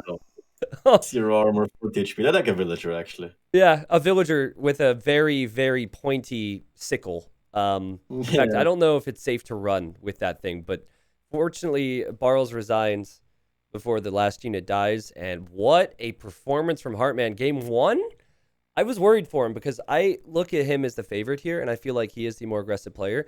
Not only that, but beyond this best of 7, I think that Hearttt actually has a lot of potential to worry people in the top 8 because of his style. But anyways, he's up 3-1 now, and he just needs one more victory. And for Barles, it's kind of a rough situation because he is now on to his final home map. And even if he wins this next game, Hearttt will have Islands and Gold Rush, maps that he's clearly prepared for with his Civ draft. Yeah, Hearttt still has Islands and still has Italians on them, so arguably the best Civ there. And he still has another home map from Hearttt to get through if he wants to make it here. That game right there. I mean, it was all about getting Hells to 20 pop, all the issues that Barles... I mean, Barles didn't do himself any favors with the mistakes early there, but there's the difference with the food, wood, stone, and gold collected. So a lot more economy for Hearttt, and it was just crazy control to maintain his lead throughout the whole game, and that's... I don't want to use the word perfect, because no one can ever play perfect, but that was near perfect for Hearttt. Yeah. Only slip-up I saw was probably the man-at-arms getting too much value on Barles' side, but apart from that, minor things, you know. All right, so I'm going to answer a few questions before this next game starts. Dean says, is the seeding for Hidden Cup completely random? It is completely random, yes. And Leary, who was the craziest person you faced off against? I feel like last year, actually, facing Tato in the quarters. Yeah, it was probably a crazy game. Though I still remember the cup game, which took like what an hour? Was it 2 hours? An hour and a half. There's like no gold remaining. Out completely. You only had the center gold. I even had them under control, and yeah. I still remember it pretty well. You know what I was talking about is how inconsistent everyone but Viper has been in Hidden Cups. If you look at results, like in your case, you You lost to Miguel, actually, round 1, Hidden Cup 1. So I recall you saying that, it was a different time back then, and you wish you would have taken that a bit more seriously. Hidden Cup 2, you made it to the semis, but then I think your mom was in a car accident that day, and there was a lot of worry, right? So you couldn't play, which really sucked. Yeah, so I couldn't play that day, so yeah. So basically, you were out. You made it to the semis. In Hidden Cup 3, you didn't make it past the quarters, and like Hera didn't even qualify for Hidden Cup 1 or sign up or whatever. I forget. It was a different player then. Hidden Cup 2, he lost round 1 to Vivi, and then the most recent cup, he made it to the finals. So like the only player to make it to semifinals more than once, besides Viper, is MBL. The only one. Who would have thought of that? The tournament you usually have to prepare the most for, MBL got to semis twice. Yeah, he got to semis twice. So no one. If you look at overall performances and placements in Hidden Cups, it's Viper number 1 clearly, then MBL number 2. Now what's funny is he's also kind of got backwards because Hidden Cup 1, MBL was in the finals and lost to Viper. Hidden Cup 2, he's in the semis, and he also lost to Viper actually. And then Hidden Cup 3, he lost in the quarters. So MBL said on stream the other day, I've got to start going the other direction. Can't go backwards. Pretty much. But yeah. I guess, again, to answer the question, it's random seeding, and I'm going to be broadcasting the whole process on Monday on stream so everyone can see it. Hidden Cup is just, I feel like the most random tournament when it comes to the competitive tournaments all around. It's just the seeding is completely different. You have no clue who to face. Yep. You don't really know who to prepare against, so you just have to prepare on your own. And then there's so much different stuff in these maps, right? Like there are new maps every Hidden Cup, so there's no meta there. It's like full preparation, right? Yeah, and I don't like last year. The players who prepared did really well. Like I would argue that if Tato wouldn't have prepared as much as he did, he probably wouldn't have beat you in that quarter because that ended up being 3-2. And he actually beat you in that cup game with that unique Celt strategy, right? Yeah, I remember that. And then Dal was very close to beating Hera. That was a 3-2 set.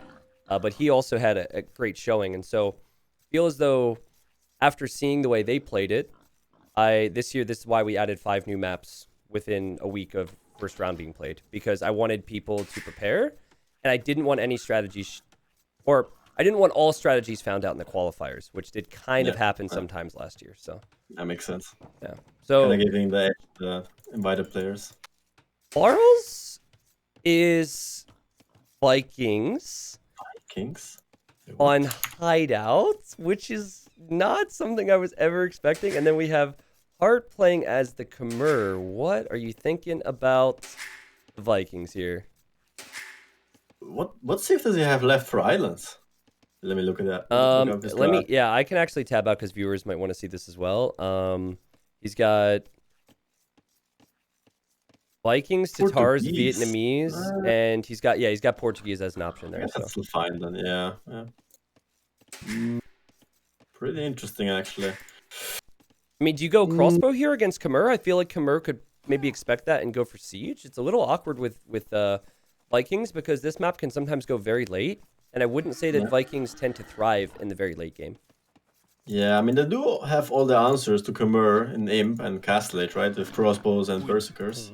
True. But once the goal is out, Khmer should be the better civ. But question is, can Hearttt survive till that point on? Okay, well, I'll talk about the map a little bit. I think everyone's been learning here today. We've got some changes made from this hideout to previous versions, but it's nothing too crazy.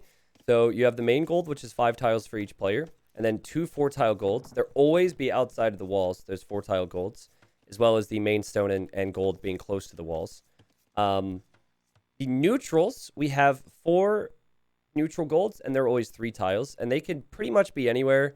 So sometimes they could be like to the south, which is not the case here. But you can see the 2 neutrals are here for Barles. And then the neutrals are also to the north for Hearttt. So this left side, I guess, is really important if you get map control. Yeah, whoever controls the whole left side has a huge lead in this game. Yep, the stones seem to be on the other side, and there's also neutral stones, and then relics are spread out. But I guess the relics kind of favor Barles a little bit. It's a little unfortunate. Yeah, he has 3, while Hearttt has 2, but... Yeah, it happens. Yeah. shouldn't matter too much. Dude, I still can't believe. So, Hidden Cup 3, there were a lot of big names that ended up knocking each other out in the quarters. Tato and Leary, MBL Dogao, Viper and Yo, I think Hera and Dao. I mean, those are some crazy matchups. And Hidden Cup is streamed as a 4-day event. So day 1 and day 2 is the round of 16 games. We do 4 best of 5s each day. And then the 3rd day is all the quarterfinals. And then the final day is the semis and the finals. And so we had an incredibly long day. And it was, I think we're 12 hours in already because every single quarterfinal was sick and very competitive. The final game is a Khmer War on Hideout. Between what ended up being Dogao and MBL, and it went over 2 hours. Yeah. I'm surprised it didn't last longer, actually. Yeah. I mean, how do you even finish that? It was just, I mean, it got to a point where people were using ballista elephants to cut through the trees. It was hussar raids, halberdiers. Now, back then, Khmer had bombard cannons, so it was like, you could push a bit more from distance, but... Okay. Imagine now, then. I know. I'm really glad that we won't have any mirror matchups in Hidden Cup 4. Yeah. Okay. Looks like Heartt's approach is going to be Fast Castle here, and if you don't need to build your required buildings to go up to the next stage with Khmer, I guess I should say that it's just not required for Khmer, and for Vikings it would be. So I kind of feel like with Barles, his civ and his style, he'll probably go Fast Castle himself and go for crossbows, but I feel like that's also pretty predictable if you're Heartt. Yeah, I think this matchup is quite even, actually, because You think so? both civs have pretty equal eco bonuses. Okay. Khmer will have a slight edge in the early ages with their faster up times and faster villager. Yeah. Well, you get vills faster, basically. But then Vikings will catch up with free wheelbarrow and free handcards, so they should kind of be even. Yeah. I wonder how important relics are in this matchup. What do you think? What's weird about Khmer is that they don't really spend a lot of gold to be strong, you know? Like, you just got a lot of farms, lots of hussars. Normally you're using gold for your siege, but what on earth is this Vil doing for Heartt? He's going out without Loom. Wait, what? He wants to go forward. There, actually. Huh. Will it attack? I wonder. He's protecting it, but yeah, I think he could still get sniped by Barles' Field Age Scout. Yeah, definitely. And I guess Barles is scouting the other side, so it's a risk worth taking. Yeah. Also could die to the bear, so. There's another one. Hey, if the bear attacks that villager, can you make a bear noise for the viewers? Don't. Please dodge. Yes, turn around, yes. Okay, he sees it. All right, he's doing that for you. Yeah, woo, I guess. I'm DMing him right now. So forward stable, this is going to be Knight Siege push against Vikings, and Vikings will really struggle against this. I feel like, and it's easy for us to say, but Barles maybe not being attentive enough of his scout on this side. Yeah, he's kind of exploring the wrong map, which is kind of unfortunate. Yeah. It's really hard to stop Knights and Siege with an Archer Civ, especially if you don't have a Redemption Civ, right? Because usually you will go Monks for some relic collection. But what do you do now? Like, you kind of have to make Pikes yourself, right? Or make Siege yourself, which is also kind of awkward because the Knight player can always choose when to engage and when to dive. So it's really tricky. These are just Palisade walls. So, yeah, it's going to be tricky. And the worst thing is he hasn't prepped for it. So I think that this is it's great strategy from Heartt. But Barles is likely assuming as he scouts Heartt's walls that Heartt is just going to boom and home. And that is not going to be the case at all. This is not going to be an eco approach for Heartt. This is going to be all aggression to finish off this series. Yeah, I like it. What's up with this barrack from Barles? Why is he doing the barrack now? Kind of strange. He went Market Blacksmith, but he had deleted the barracks initially. So I think maybe his barracks was late, or he didn't have the resources to go up to Castle Age with like a barracks archer range blacksmith build. So he's adding Spearman now. I guess you'd expect some sort of scout play from Heartt. Yeah. Well, or he wants to go forward. Oh god, he wants to go forward to pressure Khmer, and he doesn't know that there's a little base over here. This is ridiculous. Or does he just want to make a TC? No, there's no way he will make a TC outside. No, right? no. I think to go forward. I was thinking that if Heartt just booms and Heartt's going to go Scorpion defense for crossbows, a good strategy to counter that would be to go pikeman Mangonel. So, yeah. I mean, it's honestly not bad logic for Barles to go forward. It's just going to suck when Heartt is at his base in a second, so... Yeah, it's going to knock on his door when Barles will make the siege workshop. Yeah.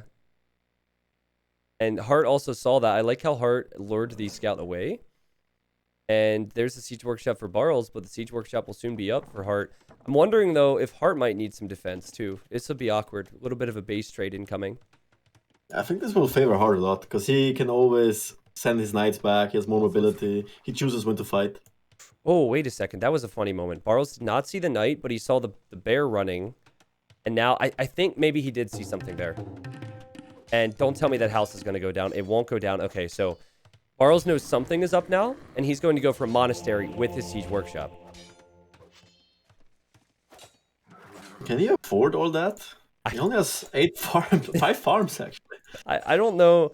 Both players are going to have to do so much. Heartt might even think about a defensive workshop soon, so I don't think either of them are going to be able to afford to really do everything they want to do, but I think Heartt's just going to be faster at this, like you said. Barles does have pikemen in, though, and Viking pikemen are no joke with the extra HP. Yeah, the difference here is that Barles needs a monastery to push, and he needs a monastery at home. Wait, did he delete that one? He deleted it, actually. House walling. He's hoping to rely on pikemen here, which could, in theory, do it, and Heartt just killed his own scout. You don't want to lose that one, especially in these kind of games. Nope. Awkward moments here. 4 he pikemen. can't really afford guys. He has 5 farms. He has 0 food income. Well, it's Vikings, man. You can do anything with Viking eco. I guess. But yeah, you can't afford to push. So I mean, Heartt, stop killing your own crap, man. He just killed his own knight now. He will just get overrun now, no? Yeah, oh my god, again. He continues. Dude. I wonder what's the KD actually. He killed like half of those units himself. Oh my god, I'm sorry, Leary. I didn't hear what she said. I'm too busy laughing. Look at KD actually. He killed 7 units. Half of those were his own units. And they're good. They're really important high-value units as well. And now the Mangonels. Oh no. Oh my god. Well, bit of hope for Barles now, man, because like we were both saying that we thought Heartt was going to destroy, but we were correct that he was destroying. Just we didn't know what he would destroy, I guess. Yeah. Oh, what a disaster! Like, Barles. You say Barles just gave up his whole push? No, he stopped his whole push. Yeah. He stopped the push, but I don't like how random the buildings are in the front. He cannot afford to make Mangonels and monks forward right now, so that these buildings are just kind of useless, and he's going to send things back home, which I suppose could be good, but it's also not ideal. They can also just get picked off. Yeah, that's the awkward part when you're making infantry or like non-cavalry units. You have no mobility. Okay, so Barles, don't get the relic. Don't focus on the relic. Why would you get a relic right now, man? Get a conversion on the like knight. 30 vills, 0 eco, 0 military, all are going all in, and he just wants to collect some relics. Hey, you gotta keep your monks alive here, man. Have a Mangonel with those monks, and you could probably combat that, but doesn't have the Mangonel yet. Villager's still over here. And update on the economy. Heartt's actually adding a second TC. So I like Heartt's position yet again. He's got a defensive siege workshop. He is not being pressured. And he'll have the second TC, so I feel like economically it's better. Hey, if nothing else, if you're able to stick around to interview Heartt if he wins, that'll be a funny moment to look back on. So surely I will do that. I want to ask him about his micro in game 5. Yeah, I'll let you ask the questions that could potentially offend the winner, and then I can ask the normal caster questions. How's that sound? I like that. Yeah. But this is extremely fragile right now in Barles' position. He loses the monks, but he can't convert siege with this civilization. So he's got it trapped in here with a deer carcass, but the scorpions are coming to town, and now the house has gone down. And yeah, the villagers are disappearing, and the forward will probably get cleared. And this is now turned into a boom to late game situation, which is something I think Heartt will be happy with. Yeah. He made a second barrack. I'm not sure why. He can't really afford too many pikes. Also, he doesn't really have the siege to support his pikes with. Well, I think that the second barracks is probably just it's hard to calculate it in those situations. It's very hard to know that the enemy's going to kill 4 of their own units, right? So, yeah, I guess. I mean, he really felt like he was going to need to. He's down in the series, and then he really felt like he would need numbers.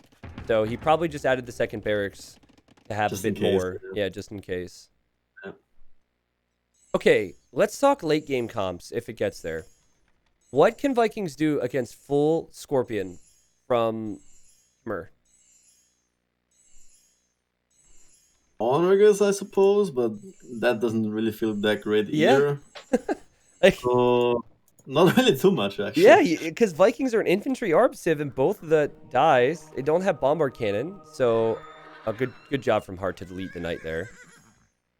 I like that Hearttt has made another workshop at his base, and it's just massing Scorpions. Yep. He knows that Barles has no units against them, so... Yep.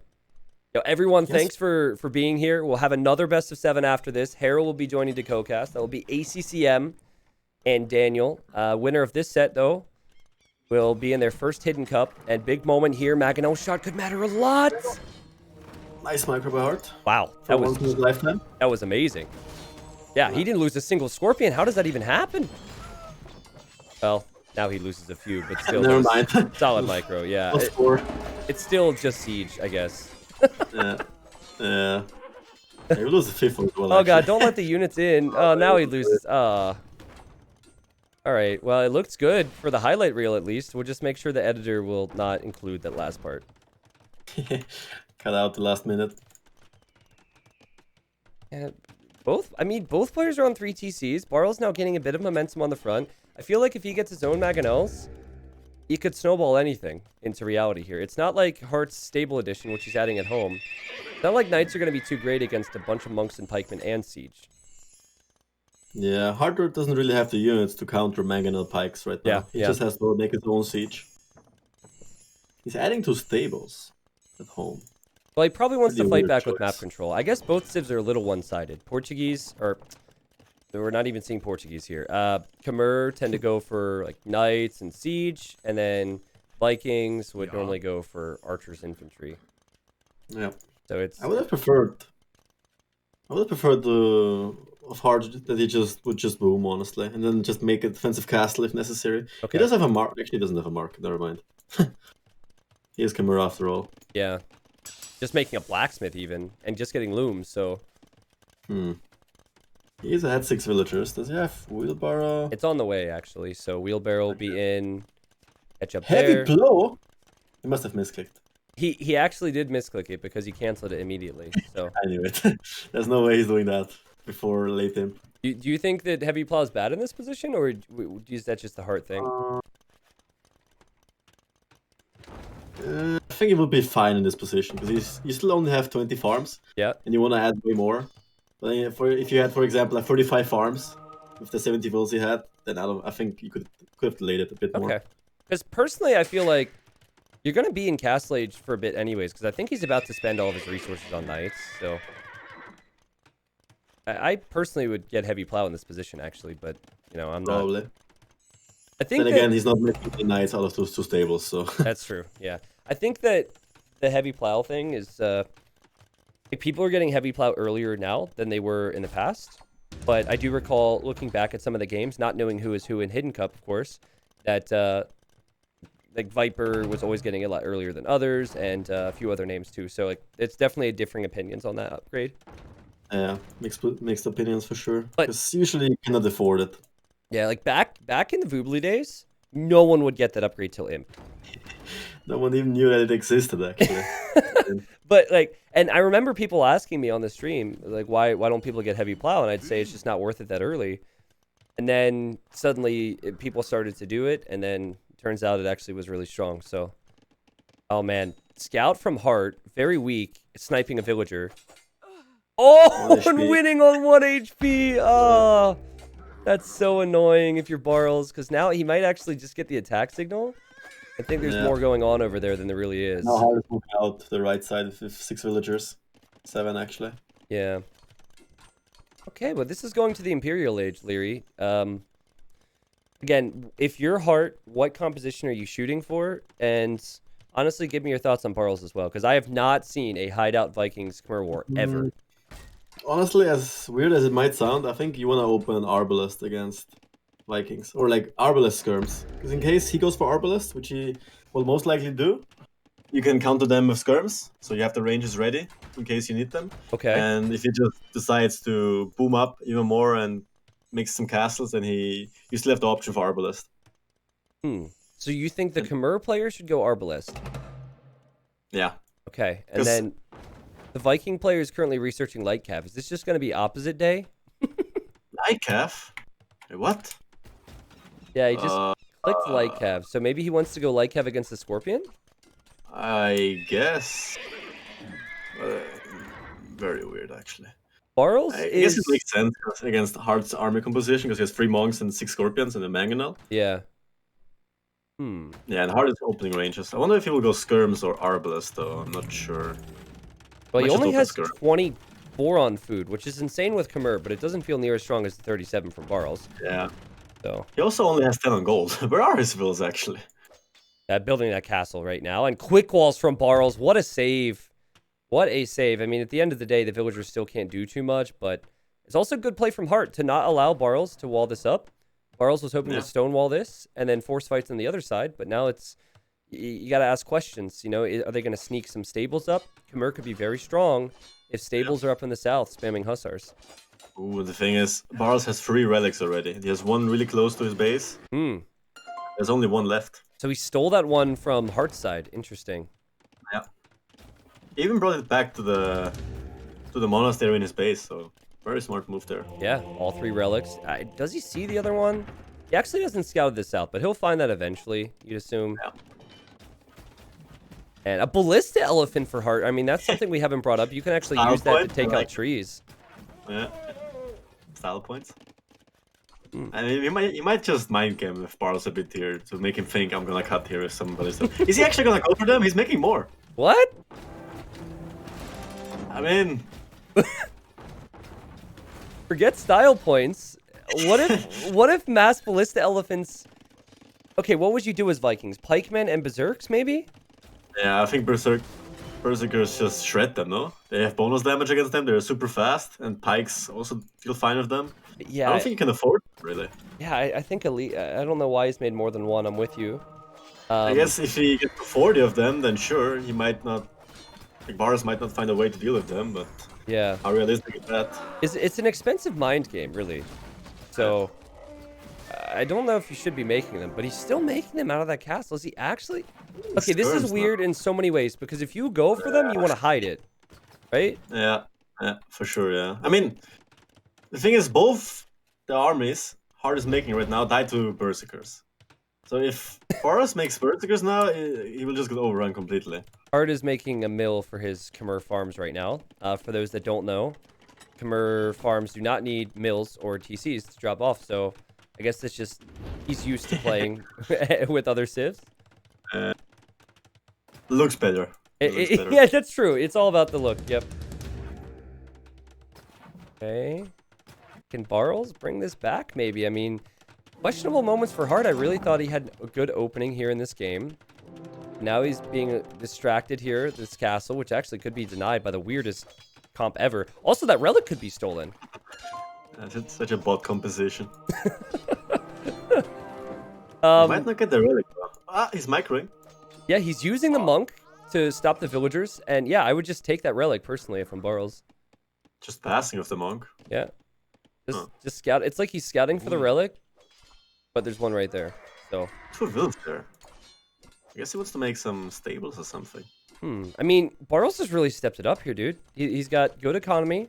He's now getting chieftains, which would mean his pikemen would own cav. And that could be hussar or elephants, I suppose. The only thing I'm slightly disappointed in with Barles is that he didn't snag that relic, but like we said, he would have... Yeah. He already has 3, so he's going to have more relics long term. And he also has this little side base, which he could raid with later on, which would annoy Heartt. Yeah, for sure. He only has 1 villager on stones, though, so I don't really like that too much. Now he has 3, but he won't be able to produce berserkers if he needs them. In this case, he does. So. Look at his castle in his base, dude. That is like a low elo legend castle position. It perfectly fits in the farms. It looks nice, you know. It's all about the look. Wow. Well, I guess he's scared of some raiding through the middle or something. Yeah. But then again, just make an outpost, I guess, and make a castle there. I think it would. Yeah, I think it would be a lot smarter to make it on the side behind the walls. But I honestly feel as though if he were to push soon with Siege Ram, he could give Hearttt some big problems. Hearttt is getting Onager currently, and Onager is on the way. But here comes Treb. Here comes some Rams. Inside of the Rams are Pikemen, and they have Chieftains. And what is there really to defend from all these Rams? That's not really much. He needs to get Onagers ASAP. 90%, so he might be fine. But he also has to protect them. Yeah. Siege Ram is in. One Ram could chase down some of the Onagers. The Trebs go down for Hearttt. Up 3-1 here. Winner moves on to Hidden Cup 4 main event. Can he hold this position? Can he win this game? Rams are fast. Siege Ram is so insanely strong. Yeah. And also ratings from the back from Barles, some pikes. Yep. Annoying as well. Right, so that could hit some area of his economy there. For Barles, I long term would actually really like Berserks here, but it might not even be needed if he can continue to send in Militia. What? Okay, Militia. That was probably a misclick. Oh, the Ram! The Ram on the Onagers! Oh, I thought 3 would go down, but I guess 1 works as well. Pikeman raid on the farms, Leary. And I think this is only going to get more and more annoying for Hearttt as the villagers walking through will end up being a big deal. In fact, the Siege Workshop on the right has Rams in it. So that could even ram down that castle on that side. Yeah, he's massing Rams there as well. Has 2 so far. I think 4 is... Might even be enough, those 2 actually. He doesn't really have any army there on the Hearttt side. I feel as though in some ways Hearttt just doesn't know what to do with Khmer, you know? Like, it's good, right? It's so weird. Like, look at all the techs he's getting now. I mean, a lot of that's economic, but very weird opening to him. Probably one of the weirdest openings I've seen with this Civ. Yeah, he kind of made Ballista Elephant. Well, he made stables first in Castle Age. Then he made some Ballista Elephants, some Skirms, Onagers now. Yeah. Really decisive. And here come the Rams on the other side. Big move for Barles, man. The walling that he went for, and then the sneak villagers. I don't think that Hearttt even noticed any of that going on. He did see that army earlier, but that castle's a goner, and so that means he's vulnerable there. But big Onager shots on the other side. Well, Tank round. Nice attack round, yeah, exactly. And the skirms will also clear up the rest of the pikemen. So it's a good move for Barles to maybe mix in his own Onager. Yep. I mean, once the gold runs out, I think Khmer are way better, but can he survive till then? That's the question. They're also...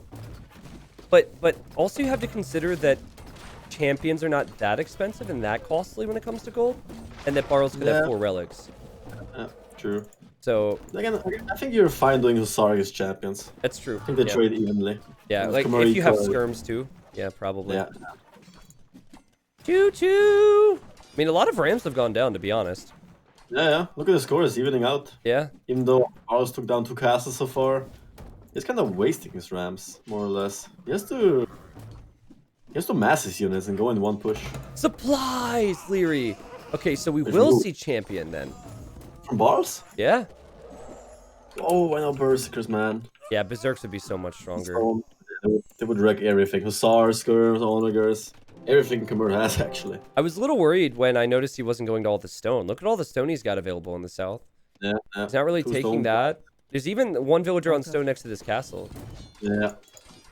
I think we're honestly seeing both players get a bit exhausted right now. It's a little bit slower than we're used to. But I say that as the pikemen and Rams going on the other side. This could be huge. That's really awkward to deal with. Pikes and siege Rams. Maybe even a champion switch from Hearttt wouldn't be bad. Merkin champion? Don't think they do. Let me see. Nah, they don't.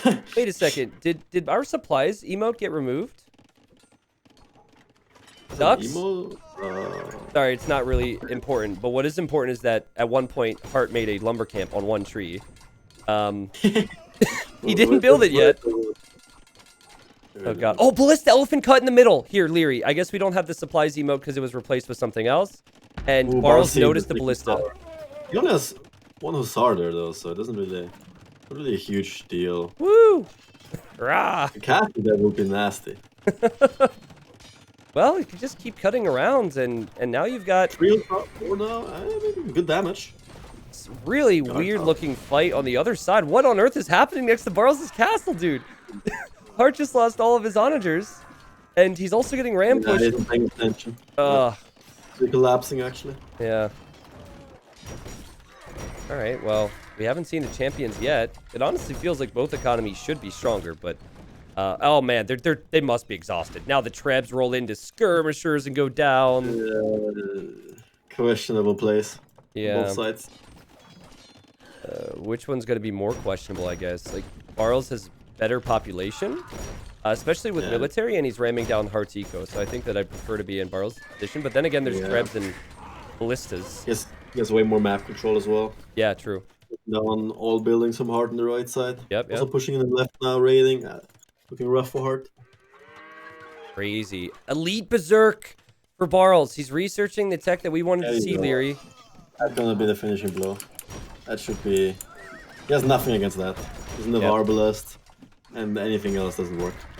Yeah, assuming he has the castles, right? Actually, he's got some castle numbers, I guess. That's true, but only a few would be enough to clear up the Hussars and the Skirms. Yeah. If he has them fully upgraded. I think Heartt honestly might even call it before he sees Elite Berserks if the raid continues on the side, because he's got so much to worry about. But then again, it's a big moment and he's one game away. It's just sad to see the Trebs in the middle going down to Pikemen of all things. Yeah. He can't even he can't even stop the Pikes properly. Even they're doing pretty good against the Skirms. Wait a second. Twitch chat is telling me that someone just researched Heated Shot. Which player did that? What? Someone researched Heated Shot, apparently. Yeah, it upgrades your... It makes your towers stronger against ships. Very useful in this spot. Heartt almost did, but canceled it. Okay. Canceled that. He really doesn't know what army to make here. Yeah, he must be confused. He doesn't even have ballistics, though, Leary. He is really falling apart. And I think Heartt's about to call it. I think this series will continue. The Elite Berserks are going to run right through the gap in the wood line that Heartt made. And Barles is like, thank you. I appreciate it. I really needed somewhere else to fight. Just call it. Once he realizes he has fully upgraded Berserkers, there isn't really much he can do anymore. And a castle would also seal the deal. Villagers should go through to drop a castle there. The castle actually blocks the path, though. Oh my god, you're kidding me. Don't. So, it wouldn't be the best castle ever. You're right. It actually blocks the units from going through. If anything. It shouldn't matter, though. He already has, like, 20 army in his base. Yeah. Which you can't really stop. So. Yeah, very strong and could always push on the left side. And Heartt calls it. So, Khmer versus Vikings, you kind of alluded to it that maybe Vikings could dominate at a certain stage. I really didn't even think that this was going to work for Vikings, but Fatslav Powerman and the Vikings get the win against Khmer, and this is crazy because Khmer has picked a lot on Hideout. Vikings, not so much here. But in this game, I think Barles just did a much better job at securing the map. Even though at the start, it was a bit shaky. Heartt helped him out by killing some of his own units, and Barles took control on the left. He was able to wall and then sneak over to the right, and then in the end, the finishing blow came through the center. It's exactly how you'd want to play Hideout in terms of controlling the map. And Heartt just seemed clueless with this Civ. Yeah, you could tell he didn't know what army to make. He researched, I think, 5 different unit types. So, and none of them were effective. None of them killed a single will. So yeah, it wasn't an easy one. Crazy. Well, ladies and gents, that means we continue here. It's been a marathon of a day. We've been live for 6 hours. And guess what? It only gets crazier. Barles could get another win to tie it up and take it to Game 7. Heartt has Gold Rush and Islands, 2 maps that I'm very interested in seeing and also asking your opinions on, Leary. Thank you for all the Twitch Prime support today, for all the people who are coming in, maybe seeing it on Twitch or coming in from YouTube, and thank you for the resubbers out there.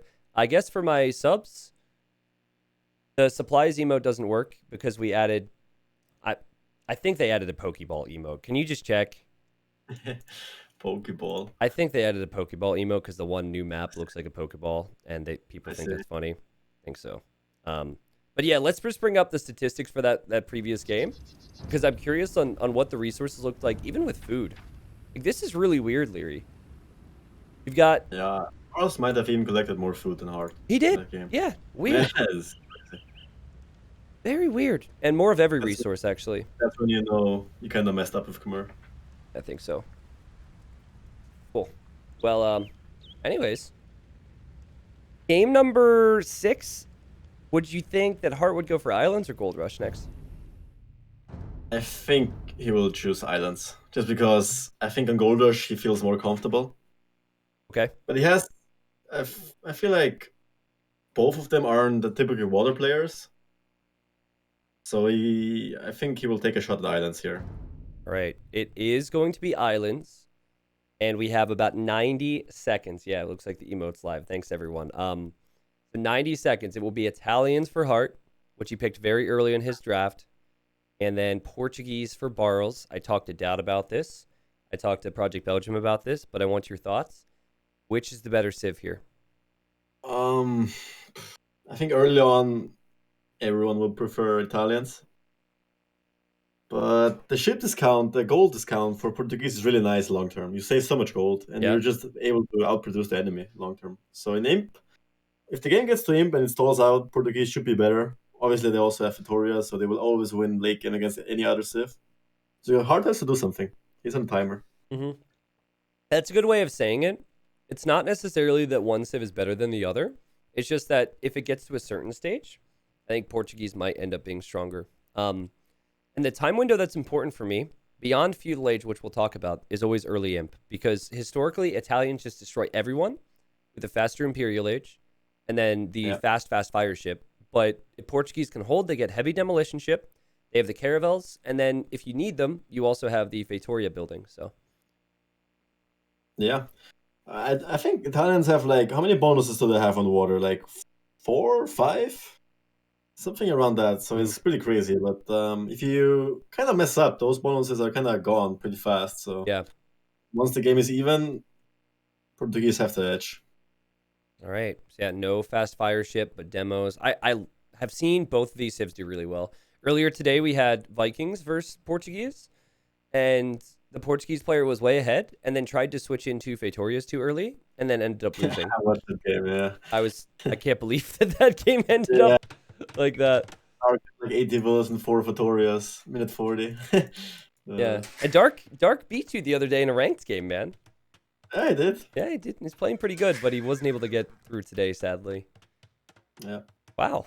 If they front dock, they could end up being really close together here. In the red, we have Barles. Barles playing, and I've got to give him his score here.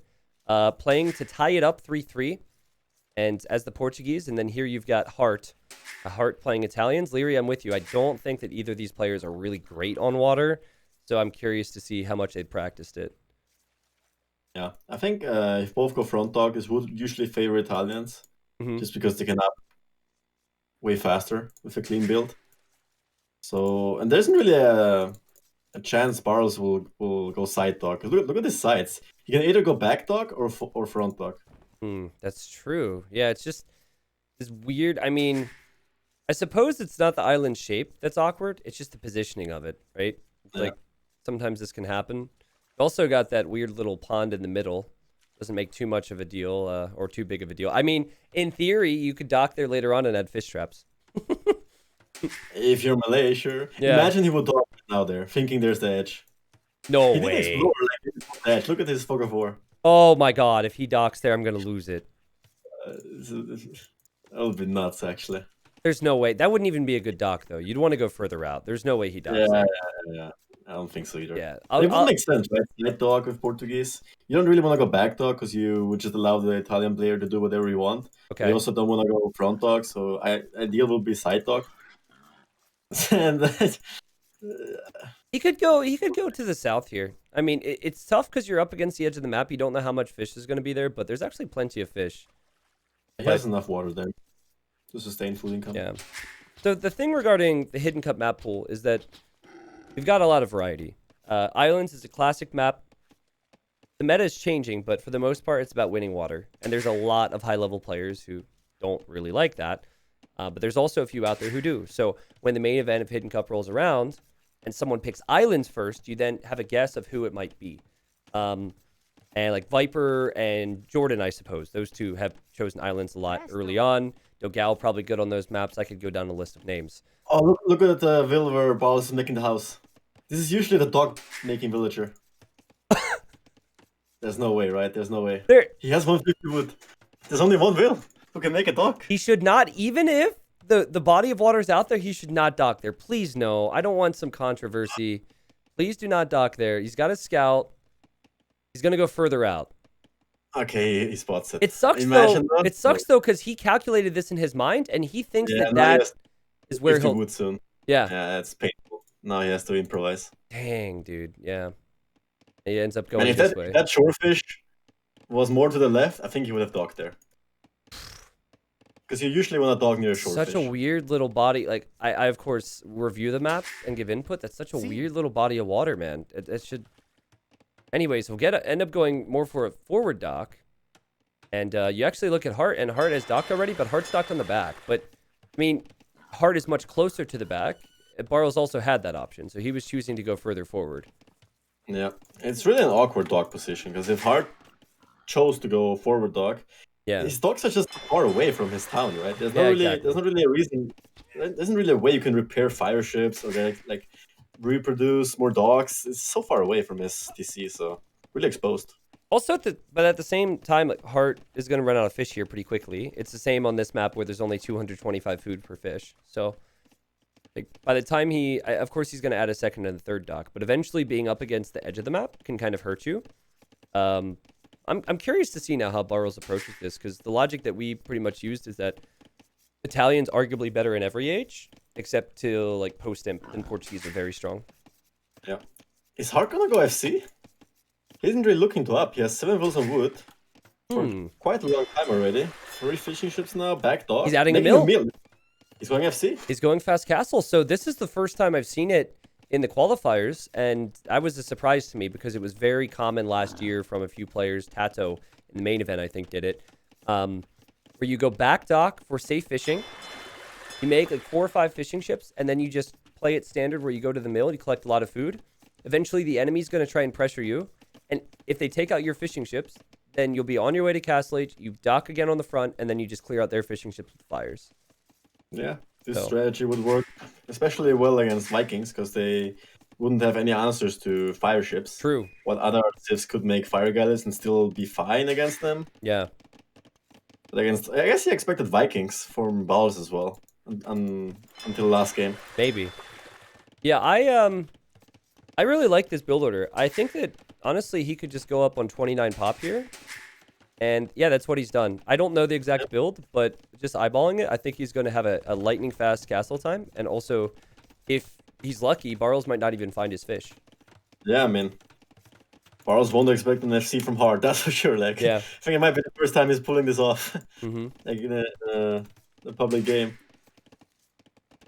Maybe Heartt's like, he thinks he's awful with the meta, so he's just going to try something different, you know? Yeah, cheese strat.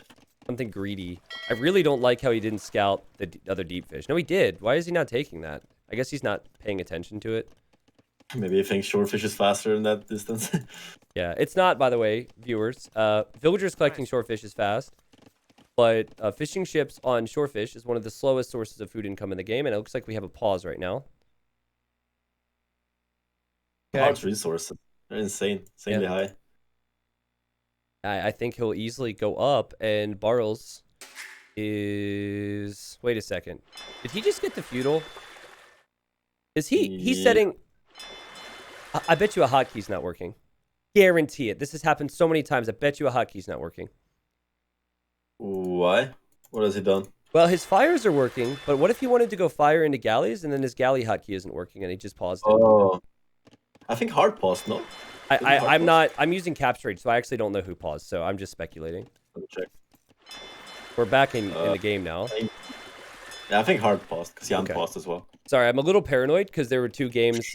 One with Winchester, right when he hit Castle Age with Portuguese. He didn't have his Caravel hotkey. And so he paused, and then Fire did the same the next week, so it's been common here. Does it only happen on islands with Caravels only, or what? Well, I think this is my theory. It's either the fact that players don't play a lot on water, but I actually think it's probably because of a DE update. You know how hotkeys get removed? And so I think that caravels are so rarely seen that maybe that caused the issue. But Barles adding fishing ships now. He realizes that the enemy is probably going fast castle because it's the late feudal time, and he's just going to search both sides of the island now to try and find Heartt. One? Oh, he made 2. One is going the other way. Okay. I don't like that Heartt only has 1 dock. I think if he made a second dock at the back as well, he could easily defend his fish right now. Whereas now he has to run. I think he just has to run with his fish. Yeah. Yeah. I mean, there's been a lot of moments where I've seen this, and you just sacrifice 1 or 2 fishing ships. Yeah. Just sacrifice a fishing ship, and then try and save the others, and just go front dock. Yeah, I guess it works. And he's on his way up already. That is a sick uptime, man. And then he could just send his fires forward to take out the enemy fish. Yeah, I mean, his eco's really good. 150 food, 10 on food. He will be able to afford Boso. Has he made double bid axe? That's the question here. He did. Yes, he did. On point. And 2 dock forward. Heartt did his homework with this build order. If this was Hidden Cup and this was some hero name, I would honestly be saying Tato right now.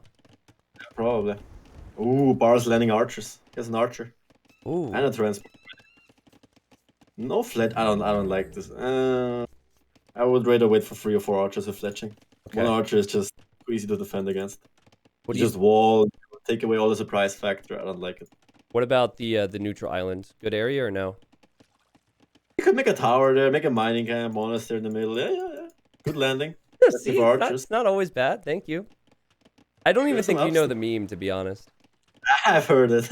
You dogged the extra island made a range there, right? Yeah. I made 3 archer ranges on the neutral island my very first tournament because I thought it was on the enemy's island. Control, I mean, not the worst. Yeah, good map control. Yeah. Okay, so this is weird. 2 villagers, 2 archers, and a scout. Just showing up to the enemy base. Very weird. He doesn't even have fletching. If Heartt realizes this, he's doing fletching now. He could just take it down. Ah! The invisible fires coming out of the fires. Take it out! Oh, so close actually. What the hell?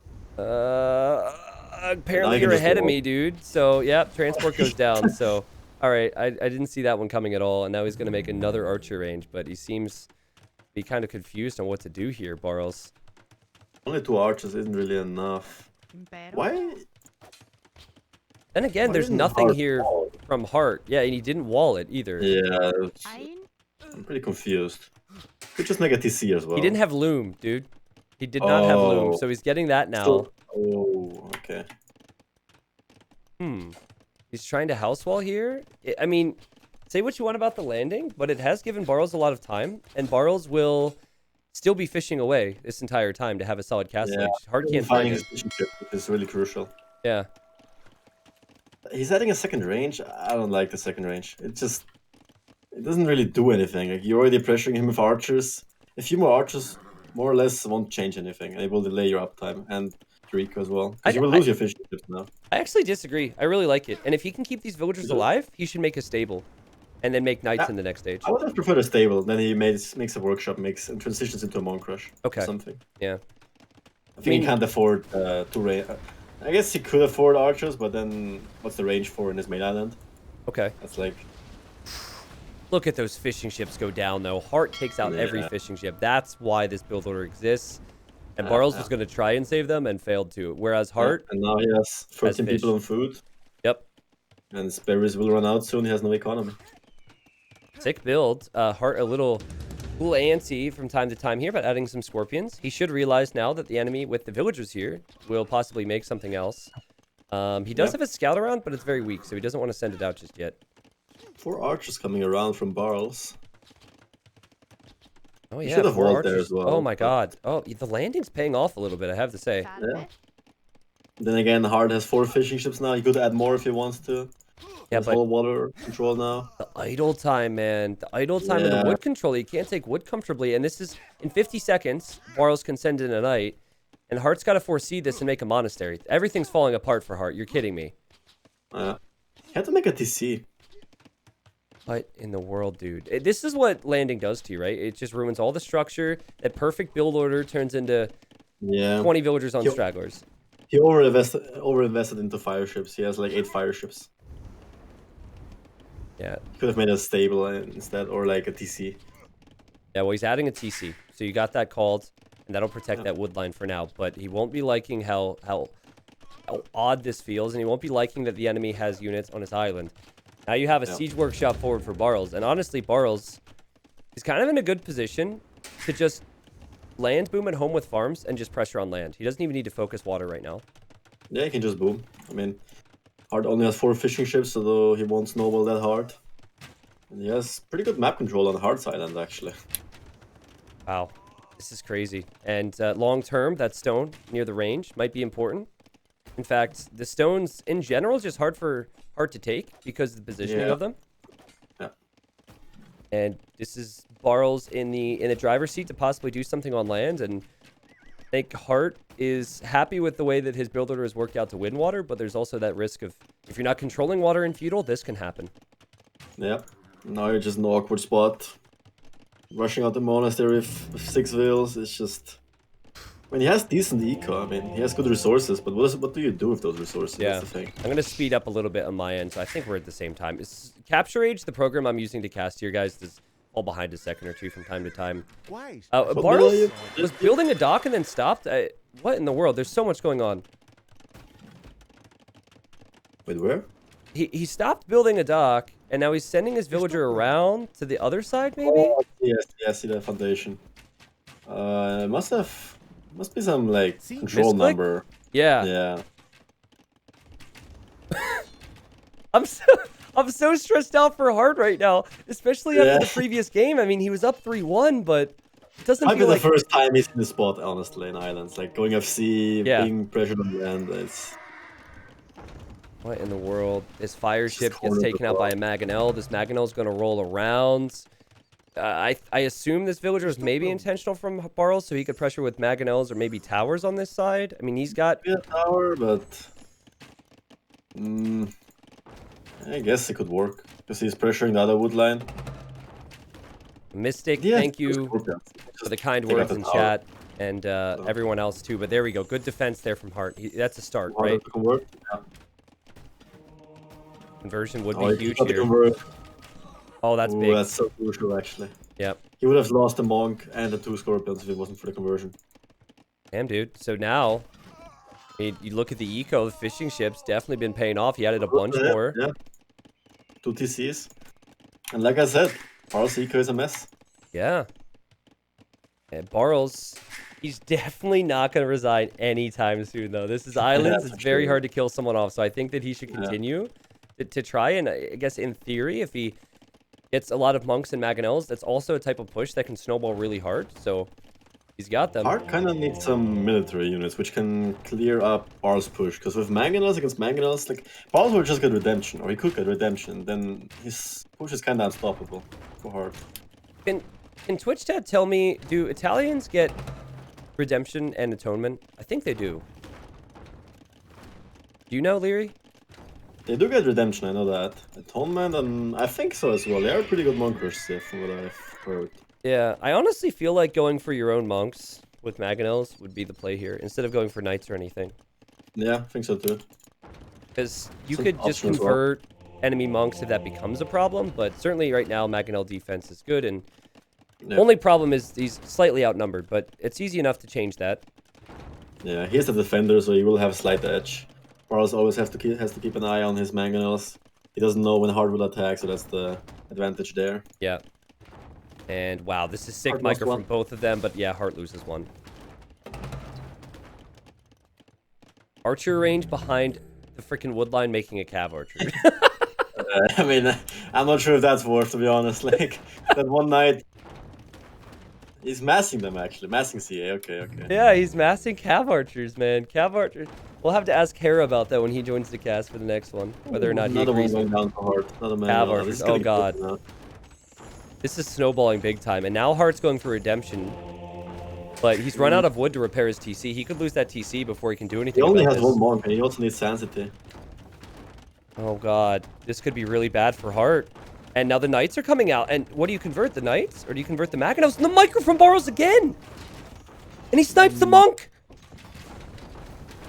Oh my god, this really is bad. That was just sick. Yeah, it's bad for Heartt. Now the cav archers are on the other side, and we could be going to a game 7 pretty soon. I think Heartt is just dead. Yeah, I mean, if he doesn't get a sick Mangonel trade in the next 1 minute, he will lose his TC as well. The game will be over. He doesn't really have the resources to make a Mangonel right now. Oh my goodness. He has to buy one. You need to stop his mangonels. You can't repair. You don't have wood. He's buying one. Oh man, Knights and Cav Archers showing up over here. Yeah, he's using the market like you said. He still doesn't have the res for it. Oh my goodness. What a play from Barles, and it was just the micro, dude. It was sick mangonel micro. Those 2 mangonel trades, and game is over. Wow. Yeah. So, yet again, in these deciders, we're going to game number 7. Winner moves on to Hidden Cup 4 for the first time. Well, of course, Hidden Cup 4 for the first time, but winner moves on to a Hidden Cup for the first time, and loser is out.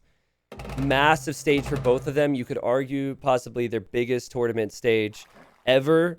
And for Heartt, he was up 3-1, and he might need to take a couple minutes to get a breather now before this next game, because that would be a really frustrating way to lose to that all-in. Civs aren't looking too hot for him either.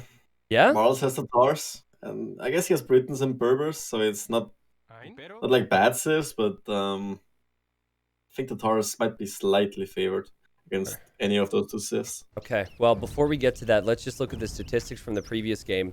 It really just came down to Heartt taking advantage on water, but Barles recognizing that he would not have water control just yet and switching over to feudal age aggression. And honestly, it was brilliant to send 2 Vils, because if he just sent 4 archers with fletching, which I think is what you said, Leary, then... I would have sent the villagers after the 4 archers. But then at that point, he wouldn't have been able to, right? Because the water control... I would have come with a different strategy. Yeah. Okay, well, anyways, the KD was relatively even, but you could actually see with the amount of wood and gold collected there from Barles, that's what made the difference, and food didn't really help Heartt too much. He just created villagers that ended up dying. Usually you would make a stable as well with this strategy from Heartt, and then you would land the knights over to his to the opponent's base. Because what's usually going to end up happening is exactly this scenario where the enemy will just realize you're going fast castle, then he will just make some archers land you. Okay. And then if you have such an awkward island like he had, this scenario can come out, and you're just like stuck defending forever, and you don't have resources. You don't even have a military building to make units, and all you can hope for is your micro, and that kind of let him down. All right, so Leary, we've got Britons and Berbers, like you said, for Heartt, both of which could be really solid on this map. And then you've got Vietnamese, Tatars for Barles. Which civilization would you go for if you're Heartt?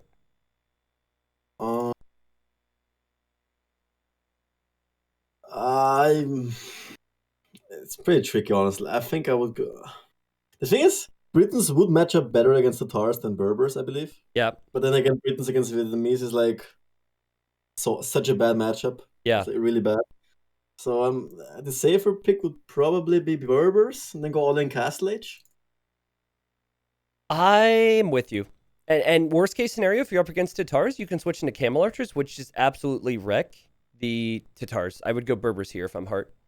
Yeah, probably the safer pick. And then Barles could probably use that logic and just, expect Berbers. And then do you go Tatars or do you go Vietnamese? I mean, in theory, Vietnamese just wreck everything in post-Imperial Age from both Berbers and Britons. Yeah. I do believe this game will end before Imp. True. It is Gold Rush after all. Are you nervous at all for your buddy Heartt? I'm nervous. I'm not really nervous, but my heart is beating for him. Let's say that way. My heart is beating for him. All right, a little bit worried, I guess. Yeah. I mean, he was up 3-1. Tough situation now. He doesn't really have the Civ advantage here either. It's his home map at least, but it's Gold Rush, so everyone knows what the play is usually. Well, 50 seconds. We can see the countdown on our screens. You'll see it on your stream in a second, chat. Guys, the showing today has been amazing. Actually closed in on hitting Hidden Cup 2 final viewer numbers today in just a decider. So unreal. And keep an eye on the player strategies, because one player will go on here, and at least with Barles, he likes his fast castle strategies. So could use that if he wins and moves on. And for Heartt, he likes his aggression. But yeah, the Ewo, thank you again. There's been so many times the last few years. He says, thank you so much for your excellent casting, and co-casters go Hidden Cup 4. I'm hyped. Thank you. So who takes the final game, Leary? It's Berbers versus Tatars. Who wins it? I think Hearttt will take it. He's the calf player. That's his go-to Civ, even though he doesn't like it because he doesn't have any eco bonuses. But I think he will take it. Okay, so still having faith. Game number 7 after this will be another best of 7 between Daniel and ACCM. Same story. Players trying to move on to the main event of Hidden Cup. The total prize pool for the main event is actually below, near the bottom there of the stream, and it's very, very high. Big moment for players who years ago would have jumped at the chance to qualify for like $1,000 tournament.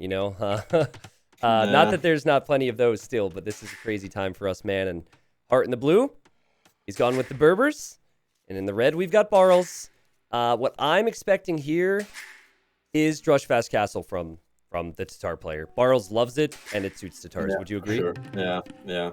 It's just the perfect map for it as well. Pretty easy wallable. He has a pretty good map for it, and it's just the perfect save for it as well, so no reason not to go for it. Okay, yeah, and then for Hearttt, he's definitely got less...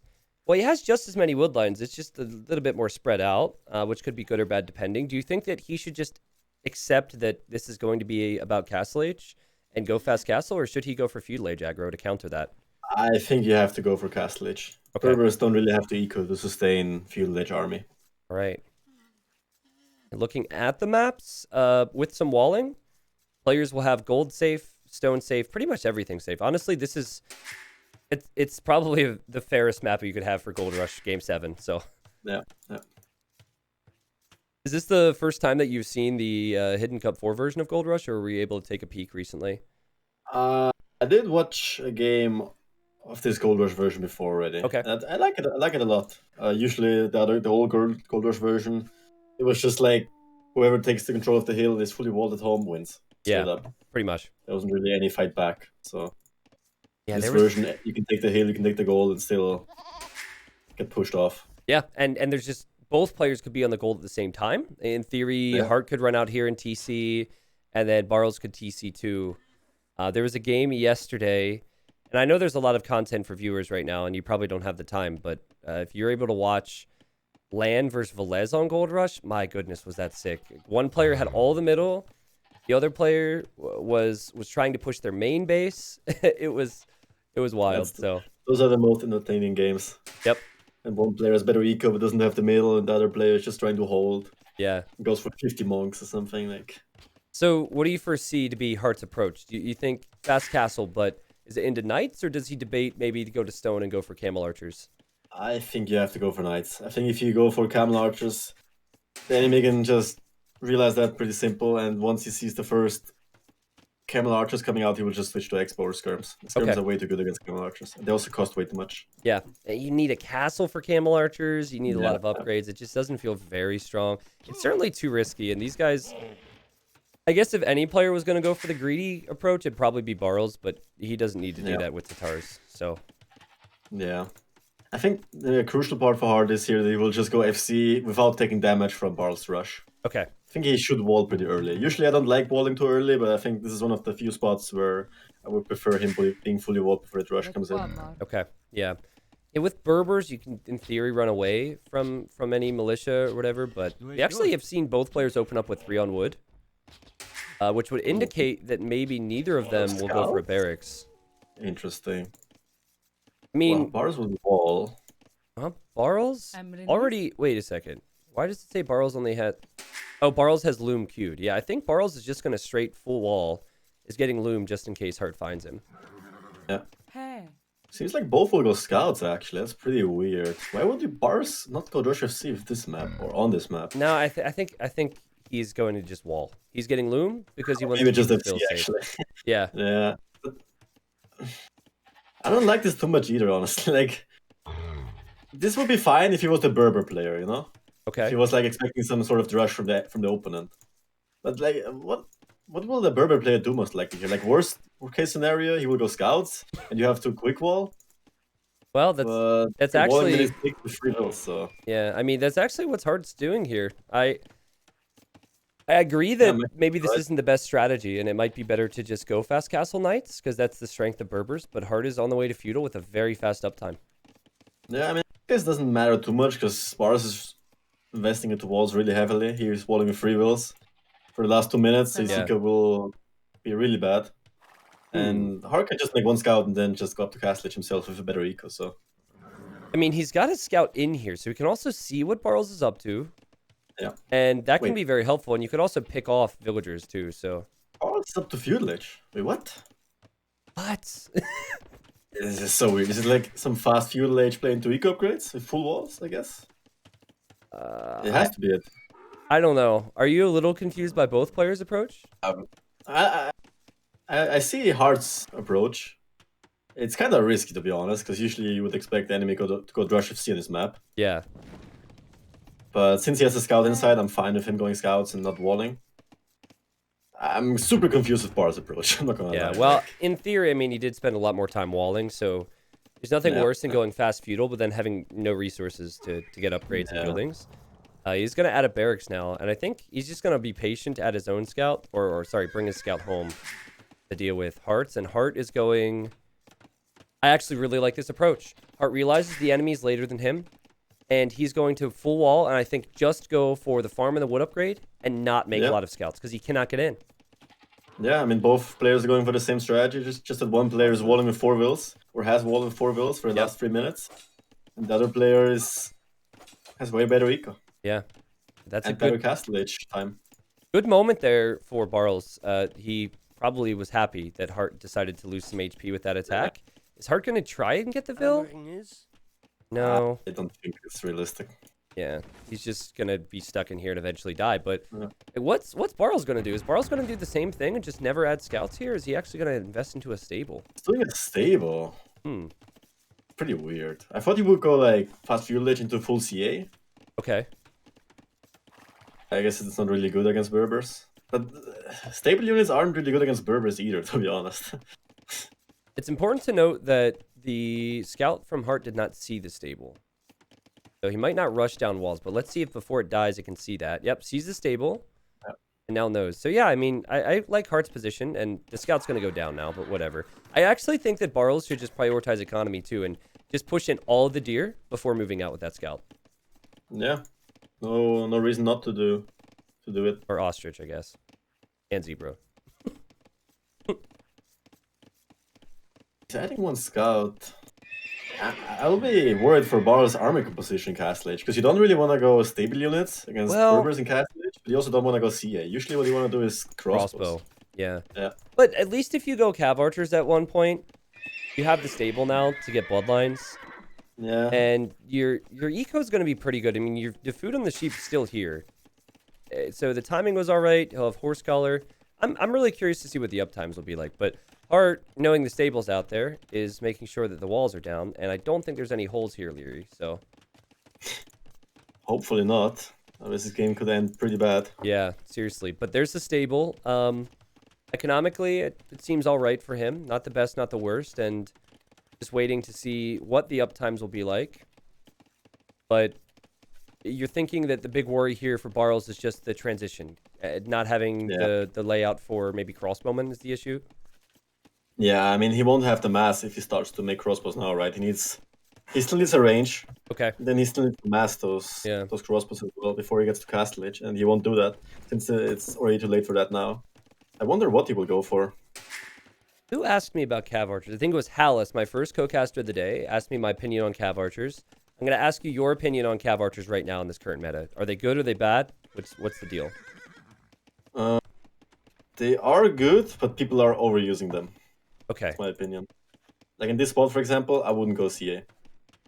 All right. My response to Hallis earlier is that I feel like they're very strong if you're Castle Age a bit faster or around the same time. And I agree with you that people are using them in spots where they're behind the Castle Age, and then you need to mass the unit, and then by then you might be too far behind. Yeah, it's just too slow of a unit. It's too much of an expensive of a unit that you can catch up with them. Okay.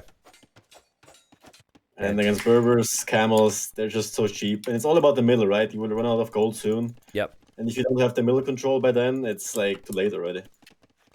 Right. Blacksmith is up. Everything's looking really clean from both of them, and it's only fitting for the final game. Resources in for Barles now. Barles will be on the way to Castle Age, dude. This is some hype stuff right here. I mean, the TC idle time hasn't been there, so they've been solid there. Calm before the storm. Yeah, seriously, and like, You've invested hours into playing these games. Thousands of people watching. If you lose, you're going to be so frustrated with yourself and wish you would have done better. If you win, the moment's just going to be so great, I think. Yeah. So He's going for cav archers, it seems. Yeah. Adding 2 rangers. I'm gonna be honest, I really like cav archer play, but I also think Berbers are top tier on this map because their knights are so cheap. If it was any other civ, like if it was even Franks for Heartt, I would like the cav archers more. Yeah, same. Against Berbers, I don't really like them too much. I prefer crossbows, but against any other civ, sure, we go for CA. Knights are what, 25% cheaper? I forget. I think 20, no? 25 would be insane, actually. I don't know. No, I think it's 15, 15% and then 20 in imp, right? Or does it not change? Exactly. Okay. No, it does change. 15 in Castle Age and 20 in imp. Yeah. Okay, Heartt just sent a scout out here just to see, you know, what's he up to? Do I see anything? He does not see the ranges, but sometimes not seeing something here tells you it's going to be cav archers. So do you think he should go camels or knights here, Heartt? Start off with knights, I guess. Because in case the enemy did go crossbows behind the walls. True. And he hits your base now and you make camels, you're just in an awkward spot. So two knights, then now that he sees the ranges. Yep. Or he saw the ranges, nothing is queued up. He should go camels now. Yeah, he's doing that. Okay, good move. Great scouting from Heartt. Now, Barles is about to do something that I think is a mistake on this map. And I've seen it win, I've seen it lose, and maybe it's a player preference thing. But he was about to run out and drop a TC in the middle. And I think that the third TC should be in the middle, but the second TC, this is more like it. On a wood line is important. Yeah. He had no business moving out anyway. Like, he has 2 CA to protect the civils. There's no... That's happening. Yeah, true. Right, so do you think maybe some Scorpions could be in order for Heartt, or is he okay for now? I think I would prefer him to see him make a TC in the middle, then push on that hill. Okay. Because his plan should be to stay in Castle Edge as long as possible. Yep. And since this is the perfect map for it, might as well take control already when you have all the map control in the world. Because the enemy is just massing CA for now. He doesn't have any upgrades. He has 0 upgrades so far, but so he will take another 5 minutes at least till he moves out of those. Interesting. Yeah, that's really fascinating. He didn't even get fletching yet on those cav archers. Yeah. So he's just kind of booming a bit. And he actually didn't want to finish the TC because the units could run underneath the town center when it's completed. So Monastery from Heartt. I guess he thought Barles was making stable units. I don't like the monastery too much. I think there are other things he should prioritize. Yeah, in this position, I would prefer to see like Scorpions. I think 2 or 3 Scorpions with your stable units makes it very difficult for the cav archers to stop and hit you. But maybe someone said he's going for relics. It could be, but I think it's more so for healing. Second TC for Heartt now on the other gold. So players will eventually run out of gold and need the middle. For now, they've got some. Yeah, Heartt is moving out of a villager in the middle. I hope to see a TC and a siege workshop there soon. Yep. It's perfect balance for a siege workshop. Honestly, the timing just feels right. Second TC's up for eco. Siege workshop could come up next. Before the cav archers are coming out, of course. But there's a little bit of worry because Barles has 12 cav archers. And Thumbring's in, and he's even adding a third range now. And Heartt hasn't been able to force any engagements against these units. So if it gets to like 30 and you don't have the middle secured, that could be really awkward. That's why I wanted him to make a TC right away in the middle in the workshop. Okay. Just because taking map control even earlier and force the fight even earlier. Oh, that's good logic. If he had a workshop on like Barles Hill in front of his TC there and he's pushing his TC, he would have to fight there. Okay. But there's not a choice, so. Seems like he's just going to go knights, camels. He's getting chain barding now. He could actually take great fights right now. Barles doesn't have husbandry. I believe Heartt has it. Oh, this can be huge. Traps it. Oh boy. And chain barding has just come in too. Let's see if the cav archers can survive. Not the best trap. Yeah, it could have been better, but at least one went down. And conversion. Okay, so nice little trade, I guess. Whatever. That's typical caster, man. Like, and then nothing happened. What else do you do at this point, though? I mean, I really enjoy talking through the possibilities because there's all these slight little tweaks players could make to their play. And now you're almost at a point for Heartt. Can you justify a siege workshop when you have 3 TCs and only 20 on food? I feel like you need farms, right? Yeah, but that's why I would have preferred him to make the second TC in the gold and then just the workshop on the hill. He could be pushing right now, and Barles will run out of gold soon. Funny moment. He has 1k gold on that one left, and then he has another. He still has like 3k left. Funny moment is that Hearttt got housed pretty badly a moment ago, and he deleted a spearman he had, so he would no longer be pop capped. But he was so badly pop capped that he was still housed. Yeah, it's demoralizing. Delayed units, not get housed, and then still housed. No ballistics yet. Remember, Thumbring is free for Tatars, plus they do more damage when fighting on top of hills. It also doesn't have husbandry yet. These things are slow. If he forgets husbandry, this can be huge. Like, you could just lose half of his CA. Yeah. There's one bad workshop for Hearttt. Yeah. Yeah, I mean, No, I feel like Hearttt could possibly justify engaging there. Yeah, I mean, he has to engage with the camos only, so they're faster, because their speed is getting dragged down by the knights, right? I like this, basically. Okay. Well, man, these units are so slow. Don't tell me you're gonna lose it because of no husbandry. But honestly, the micro's been really good from Barles. Ballistics now. He's running home, and still will be happy. Now. Yeah. We're this fast. Doing scorpions. Yeah. Okay. I guess scorpions Just got husbandry. Monks on the way. Ballistics on the way. I think we'll see a TC in the middle soon for Barles, but yeah. He's just 2 TCs, but honestly, it's probably worth it to prioritize the military numbers. And it's if you had to choose a position right now to hop into, would you prefer to be in Heartt's position or Barles' position? I think Barles' position, but it's still really close. Yeah, yeah. My goodness, man. I think Barles' position is easier to play. Cav archers are just insane, and we've known it was coming. We talked about it. Yeah. And Hearttt maybe lacked the aggression early castle age to take advantage of the positioning at least, but he's got gold. It's not like this game is going to end anytime soon, but loses a Vil there, and I am just starting to feel like my heart's pumping right now because I know how big this moment is and what a comeback it would be for Barles to somehow come back and win this after being 3-1 down. Yeah. The good thing is Barles isn't looking to make any transition into pikes or anything. He doesn't really have the eco for that. Mm-hmm. He's only on 2 TCs. His wood economy is pretty messy. Only has 14 farms. Making a TC in the middle now, so he already needs a TC desperately. Interesting here. So the camels are out of position. Barles is not hesitating against the scorpions. He gets one, but now the camels are coming in, but there's also monks, and it's an awkward moment for Hearttt. Oh, but he can get a decent surround on the cav archers. He went for the monks. Oh, I don't like that at all. No, he's not engaging against the cav archers. Monks. No. Monks also got conversions there, and Hearttt losing his military numbers big time. Scorpions are helping, though. But when he did get the monks, that's good. But he lost most of his camels. Just has to go all in now. Might even make an argument for idling TCs now. Yeah, just like forget about Vils and just go for military numbers. Yeah, or maybe only produce Vils when you're making camels at the same time. Right.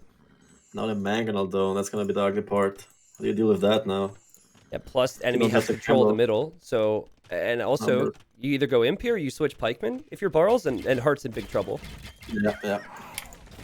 Oh, man. He has 1k 400 wood though, so his eco isn't looking too healthy behind this, but he has the army and the map control for now. True. Small counter attempt for Hearttt is all I can really think of right now. He has 10 knights on the field. Or sorry, 10 camels, 4 knights, but that's not enough, and these cav archers are just going to kill everything. Yeah, really tough spot. Barles has just got to maybe take a deep breath here and macro a bit more to balance out his eco.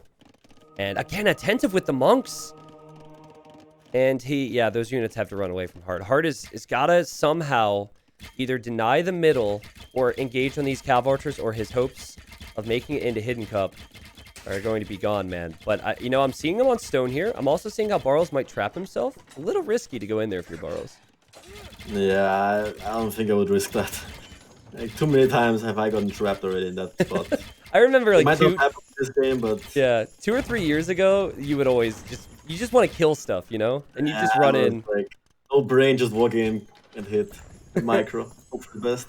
Yeah, players are too safe. It's too risky to take those engagements. That's a good equipment, wasn't and everyone is nerding it up, so... All right, Mangonel shot was actually pretty good. Scorpions also get some hits in there. Yeah, those are some good shots for Heartt. Not bad, actually. Who the Monk, who the Mangonel.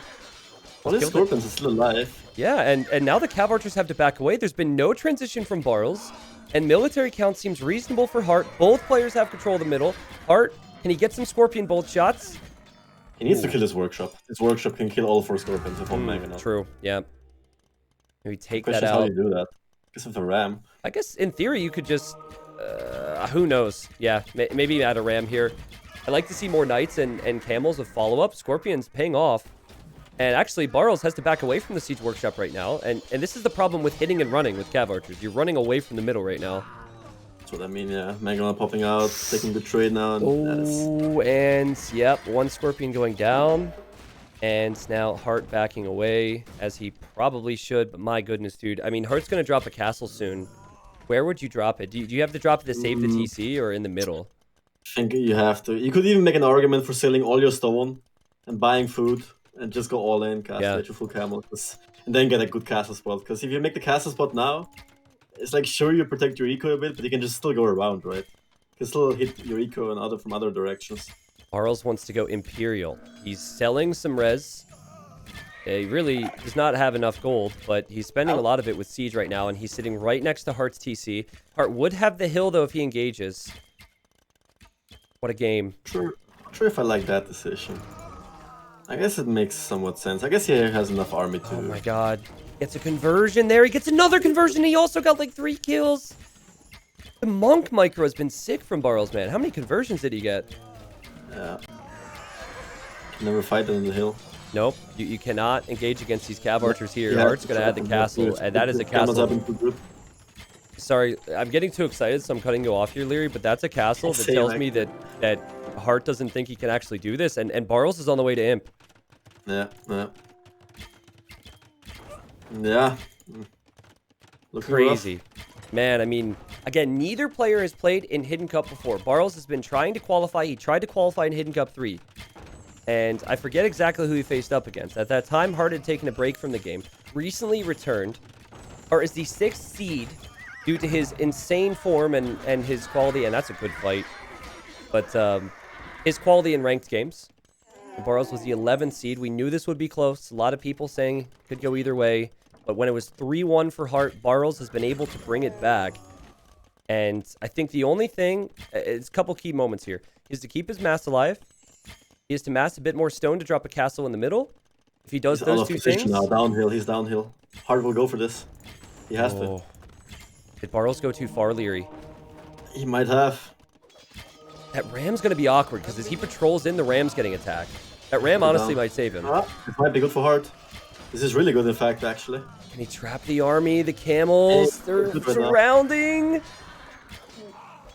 I'm looking at the numbers here. Oh, that's a great fight for Heartt. And yeah, Barles is just going to retreat now. There's a moment here. He doesn't have any other military units. Yeah. He's only making CA, so if he can kill those numbers, he only has like 5 left in his base. Right. Well, fortunately, able to get away here, meaning that Heartt, who actually has insane eco, 50 on food, but Heartt is going to have to go up to Imp after the fact. If he can get a few more kills. Can he block this? Hits again. He's trying to block it. Those are good hits. Yeah. Now, how do you deal with those CA until you get Imp yourself? Well, you know what? I feel like, I mean, he's got the stone income. He has a castle that... Okay, I'm a little worried for his gold income, to be honest, because the bottom side could be ranged. But I'm thinking that he could maybe just repair his castle for long enough to eventually get to heavy camel, and maybe switch into skirms, too. Feels even Janitors are an option. I think I like Janitors even more if you can afford them. Yeah. I feel like Heartt with those moments right there might be able with some smart play. Oh, and a big Mangonel shot! Oh my god, dude! Oh, I missed that one. Shit. Oh like my. 7 CA, that's huge actually. That's huge. I can't believe it. Heartt's still alive. He's going to drop a castle on this side. Just like I said, he realizes this gold's vulnerable. And he just has to buy himself about 2 minutes. And then the military count will be pretty similar. And Barles is trying to push before then. And look at Heartt. He's like, I'm going to fight you. I'm going to fight you. I'm going to fight you. I think he needs to make Janitors. So you think Genitors is the play here? Yeah. He has the eco for them. Genitor is a mounted skirmisher, unique to the Berbers. We actually see a blacksmith for Heartt. Did he lose a blacksmith? Camel archers. I don't mind that either. Okay. But he won't. I wonder if he will have the gold for that. I guess he will. Those are enough gold piles. Pump out camel archers. The level's so high in Age of Empires. Like last year's qualifiers, you go into most of the deciders thinking this person's gonna win. You know, this year's qualifier, we've already seen names that have played in previous Hidden Cups not make it in, and here these two names clearly are showing they've got the quality to compete, and it could really swing either way here. What about Barles? Does he need to foresee a tech switch and switch into something? I think if you get to switch to Lycav, to Hussars, I think you win the game. Okay. You're really in a really good spot. Those Lycavs with 1 extra Pierce armor, they will have 7 Pierce armor, they will be insane. Even against Camel Archers who have 12 attack. 2 groups for Barles right now. Yeah. This could either be good or bad, right? Because you normally have to mask the CA. He runs in here. He doesn't know that Heartt's coming over, but he expects it, so he immediately leaves. As he's denying a TC, but it's not so denied. And now if Barles is smart, he'll actually run away again. All the while in the middle. His army might die.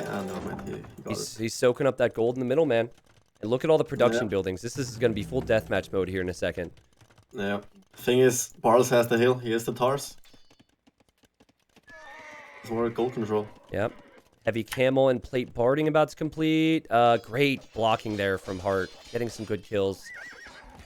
I think he can't justify going camel archers. He needs Genitors. Did he doesn't cancel have the fletching? production. I think he canceled fletching. Yeah, he doesn't actually have fletching right now. So the camel archers are useless. Yeah. Wow, man. Single upgrade on those. He's gonna go for it. It's a desperate move, but you have to go for it, I believe. Yeah, kind of have to take those trebs out, but also prioritize the cav archers. He looks like he controlled there. Trading here? I don't think you can. You only have 1 gold pile to take. Can't really afford losing your gold units.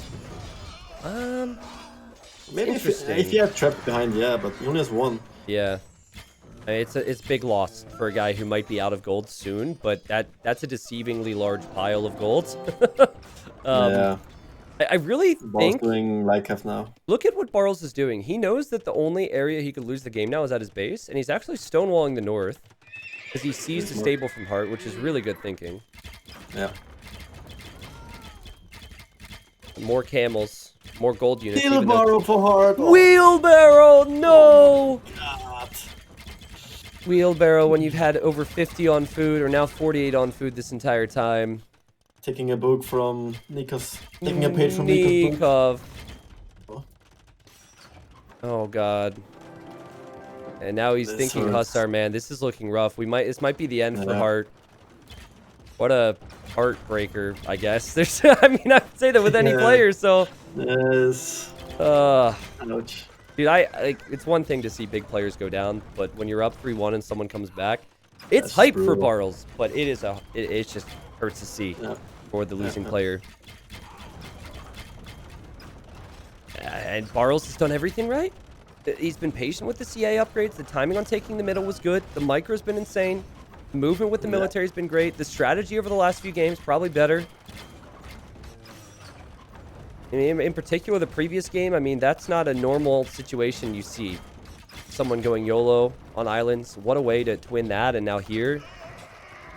I mean, Heartt is going to run out of stone pretty soon to repair these castles. He needs to take a fight. If Heartt loses the trap war, it's over. Yeah. If he wins the trap war, there might still be a chance.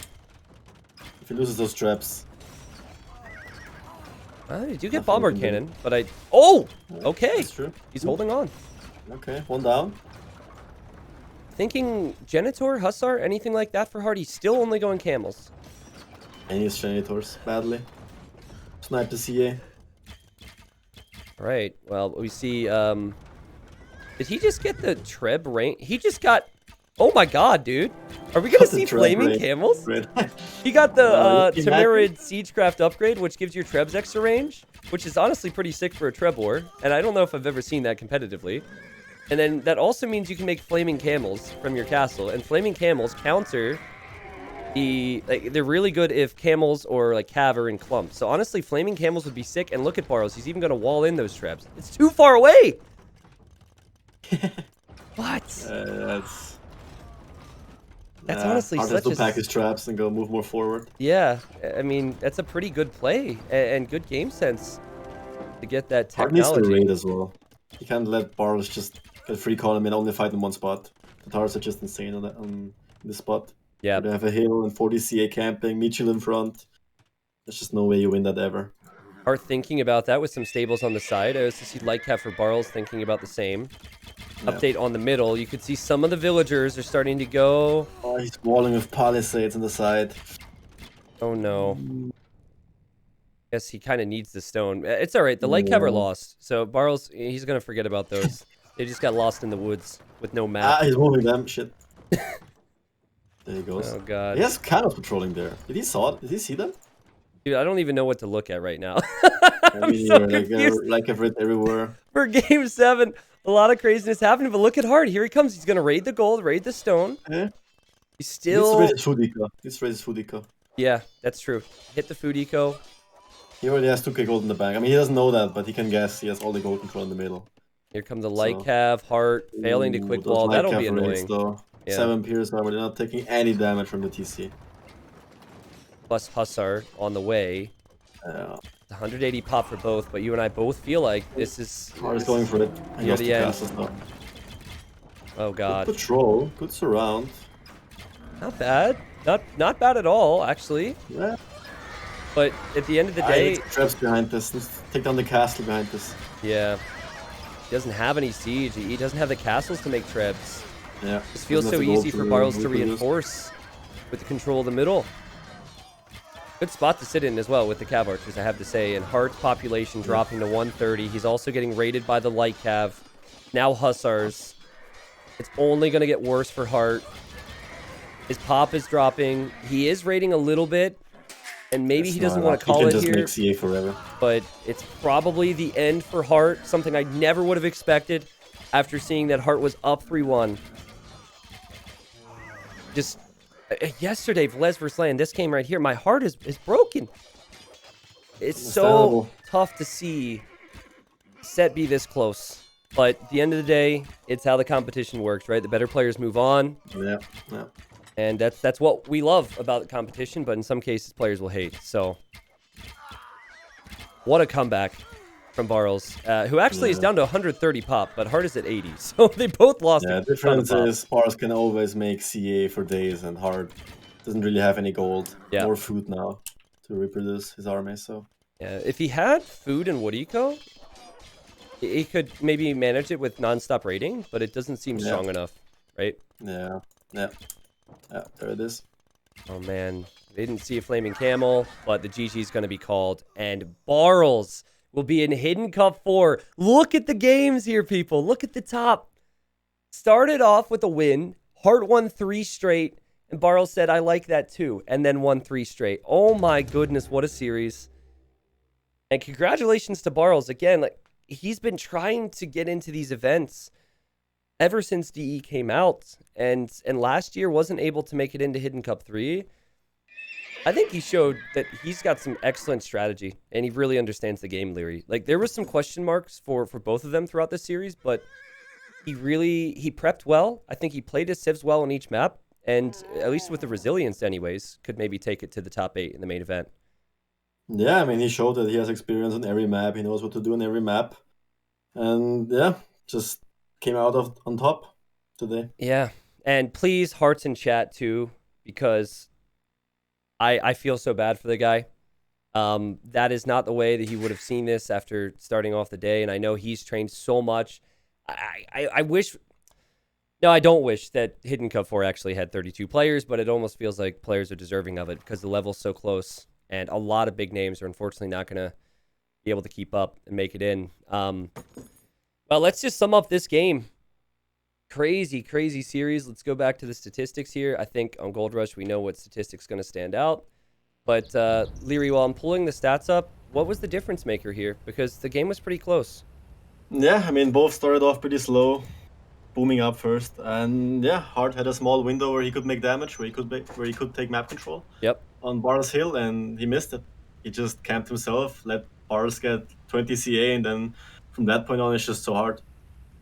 Yeah, and the KD really shows what Cav Archers can do when you get the mass, especially with the hills. And I just felt like Barles did a really good job in early Castle Age. He got a few conversions when it was needed. He mixed in the Mangonel when it was needed against the Scorpions. The positioning, everything just seemed a little bit right, or just right, excuse me. And naturally, he's going to have a lot more wood and gold because he was making Cav Archers. And for Heartt, he actually had a ton of stone collected, but the food didn't do enough for him. And yeah, I think if thinking back to it, you mentioned the TC and/or siege workshop position for Heartt. Maybe that could have been more forward to prevent Barles from ever pushing out across the map. map. It had to be, because in this case they both just boomed up, both got to their ideal compositions, but Tatars are just too strong. You have to, you can't have them let a free game, especially on the old rush. Sick. All right. Well, I gotta find out from Mobo. We of course have a lot more sets coming. We will have an interview. Leary, you've been here for a while. You don't have to stick around for the interview if you don't want to. So I'll let that be your call, my friend. I will think about some questions. All right, cool. So Leary's going to stick around for the interview. I think we need to take like a minute or two before we get Barles in here. Let me see. I'm here. Oh! You just joined? There you go. Well, hello, Barles. Congratulations. How are you feeling? Thank you very much. Well, I was terrified in the last game that I was gonna throw it, so like everything flashing before my eyes, but I'm super happy. Yeah, well, I can only imagine because you were down 3-1 at one point. Did you ever have in the back of your mind, I'm going to lose this series when the scoreline looked the way it did? Yeah, after the Slopes game where he like out-macroed and out-microed me completely, I was like, oh my god, I'm gonna lose this for sure. But I never give up, even if my mindset is like, even if I think I'm gonna lose, I never give up, and it paid off.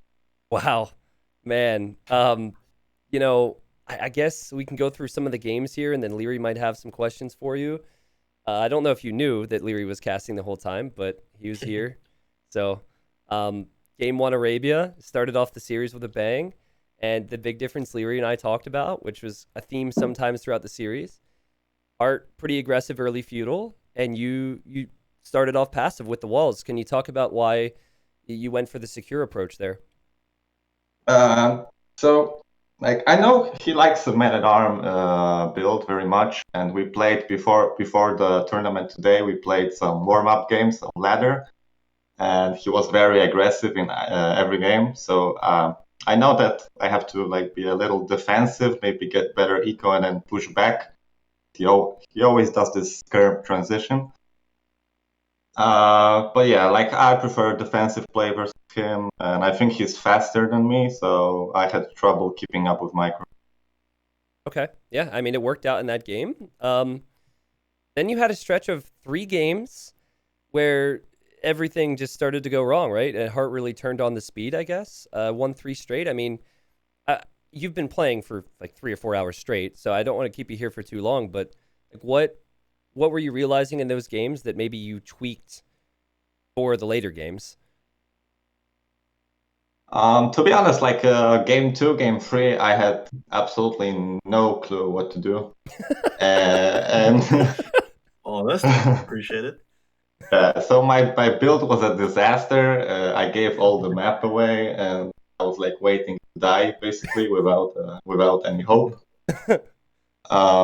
Yeah, after that I just decided like you gotta get your shit together and start paying attention to details, and that's basically it. Stop taking stupid fights because I keep throwing army at him and he keeps killing it. And this cycle continues forever, so I have to play more conservative, keep my army gathered, and then do one good push. Yeah, well, I'll be honest with you, Barles, and I suppose you won't take this personally because you just won the series, but that Slopes game, Heartt was just all over you, and I didn't say it, of course, but I'm just like, Heartt's going to win this 4-1 because Barles doesn't seem to know what he's doing here, and then dang, man. So you just went into each game with a defined set of strategy then, right? Is that what you're saying? Not really. Like mostly civs. I had some plans for Bay, but it failed miserably. Okay. I don't have real strategies that like I prepared. Like it's more about the civ and how it corresponds to what he picks. Okay. Yep. Like mostly CA is really good, so I aim for that, but I just go with the flow.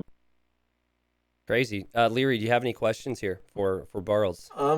Yeah. Well, hello first and foremost, and Hello. congrats to your win.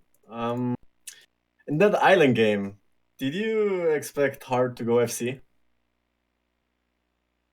Like he upped super fast, so I knew something was. I mean, super slow, so I knew something was up. I had in the back of my mind him complaining about water and how he hates water, but that doesn't help me too much because I hate water too. So I made it a land game. Okay. I had like yeah, his base layout like basically allowed me to surround him because he had like 2 huge wood lines and everything inside. So yeah. That makes sense. I mean, it worked. And one last question. Before the last game, you had Tatars and what was the other civ? I believe Vietnamese. And he had Berbers and Britons, I believe. Have you ever considered picking Vietnamese on that map?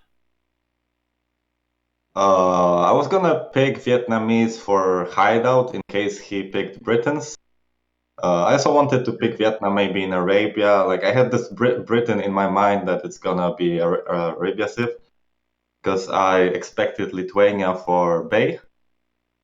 But he went with Lithuania and Arabia, which was weird for me. Yeah, I just picked it as a Britain counter, but then I couldn't place it where I wanted, and the eco bonuses for the other sets seemed better, so I just left it. I see. So you were more like improvising and what's best at that point.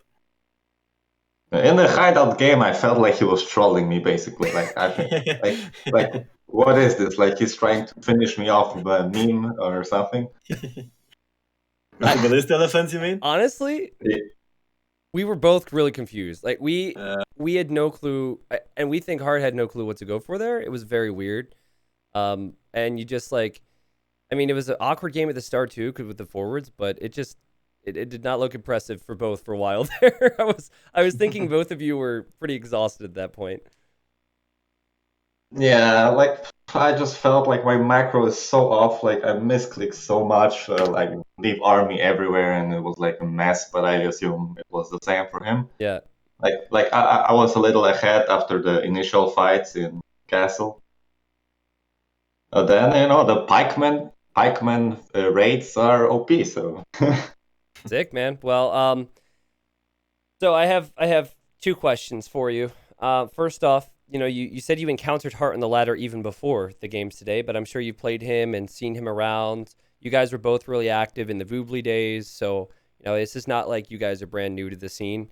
What do you have to say about Hearttt and his talent, keeping in mind that he was gone for like a year and a half, 2 years, and returned 6 months, I think, after DE came out? I think he's like super strong. Like I think he's better than me, like in the technical aspects of the game. But I think he's a little stuck in his builds. Okay. Yep. So like a little stubborn maybe and can get surprised is what you mean by that? Yeah, like in the Arabia game, for example, he goes for the blind elite skirm, even though I didn't do any archers. Yeah, okay. Like he can have this like stubborn ideas that he wants to do the counter, even though he doesn't see any unit, but I think in general like he's more skilled than me. Yeah, probably on a different day, this best of 7 could have gone towards Hearttt, and if you were to play it 5 times, it might be a 3-2 score in the best of 7. You know what I mean? So, all right, and then Barles, man, I remember you as playing Hun Wars all the time, and this was back when the community was really small.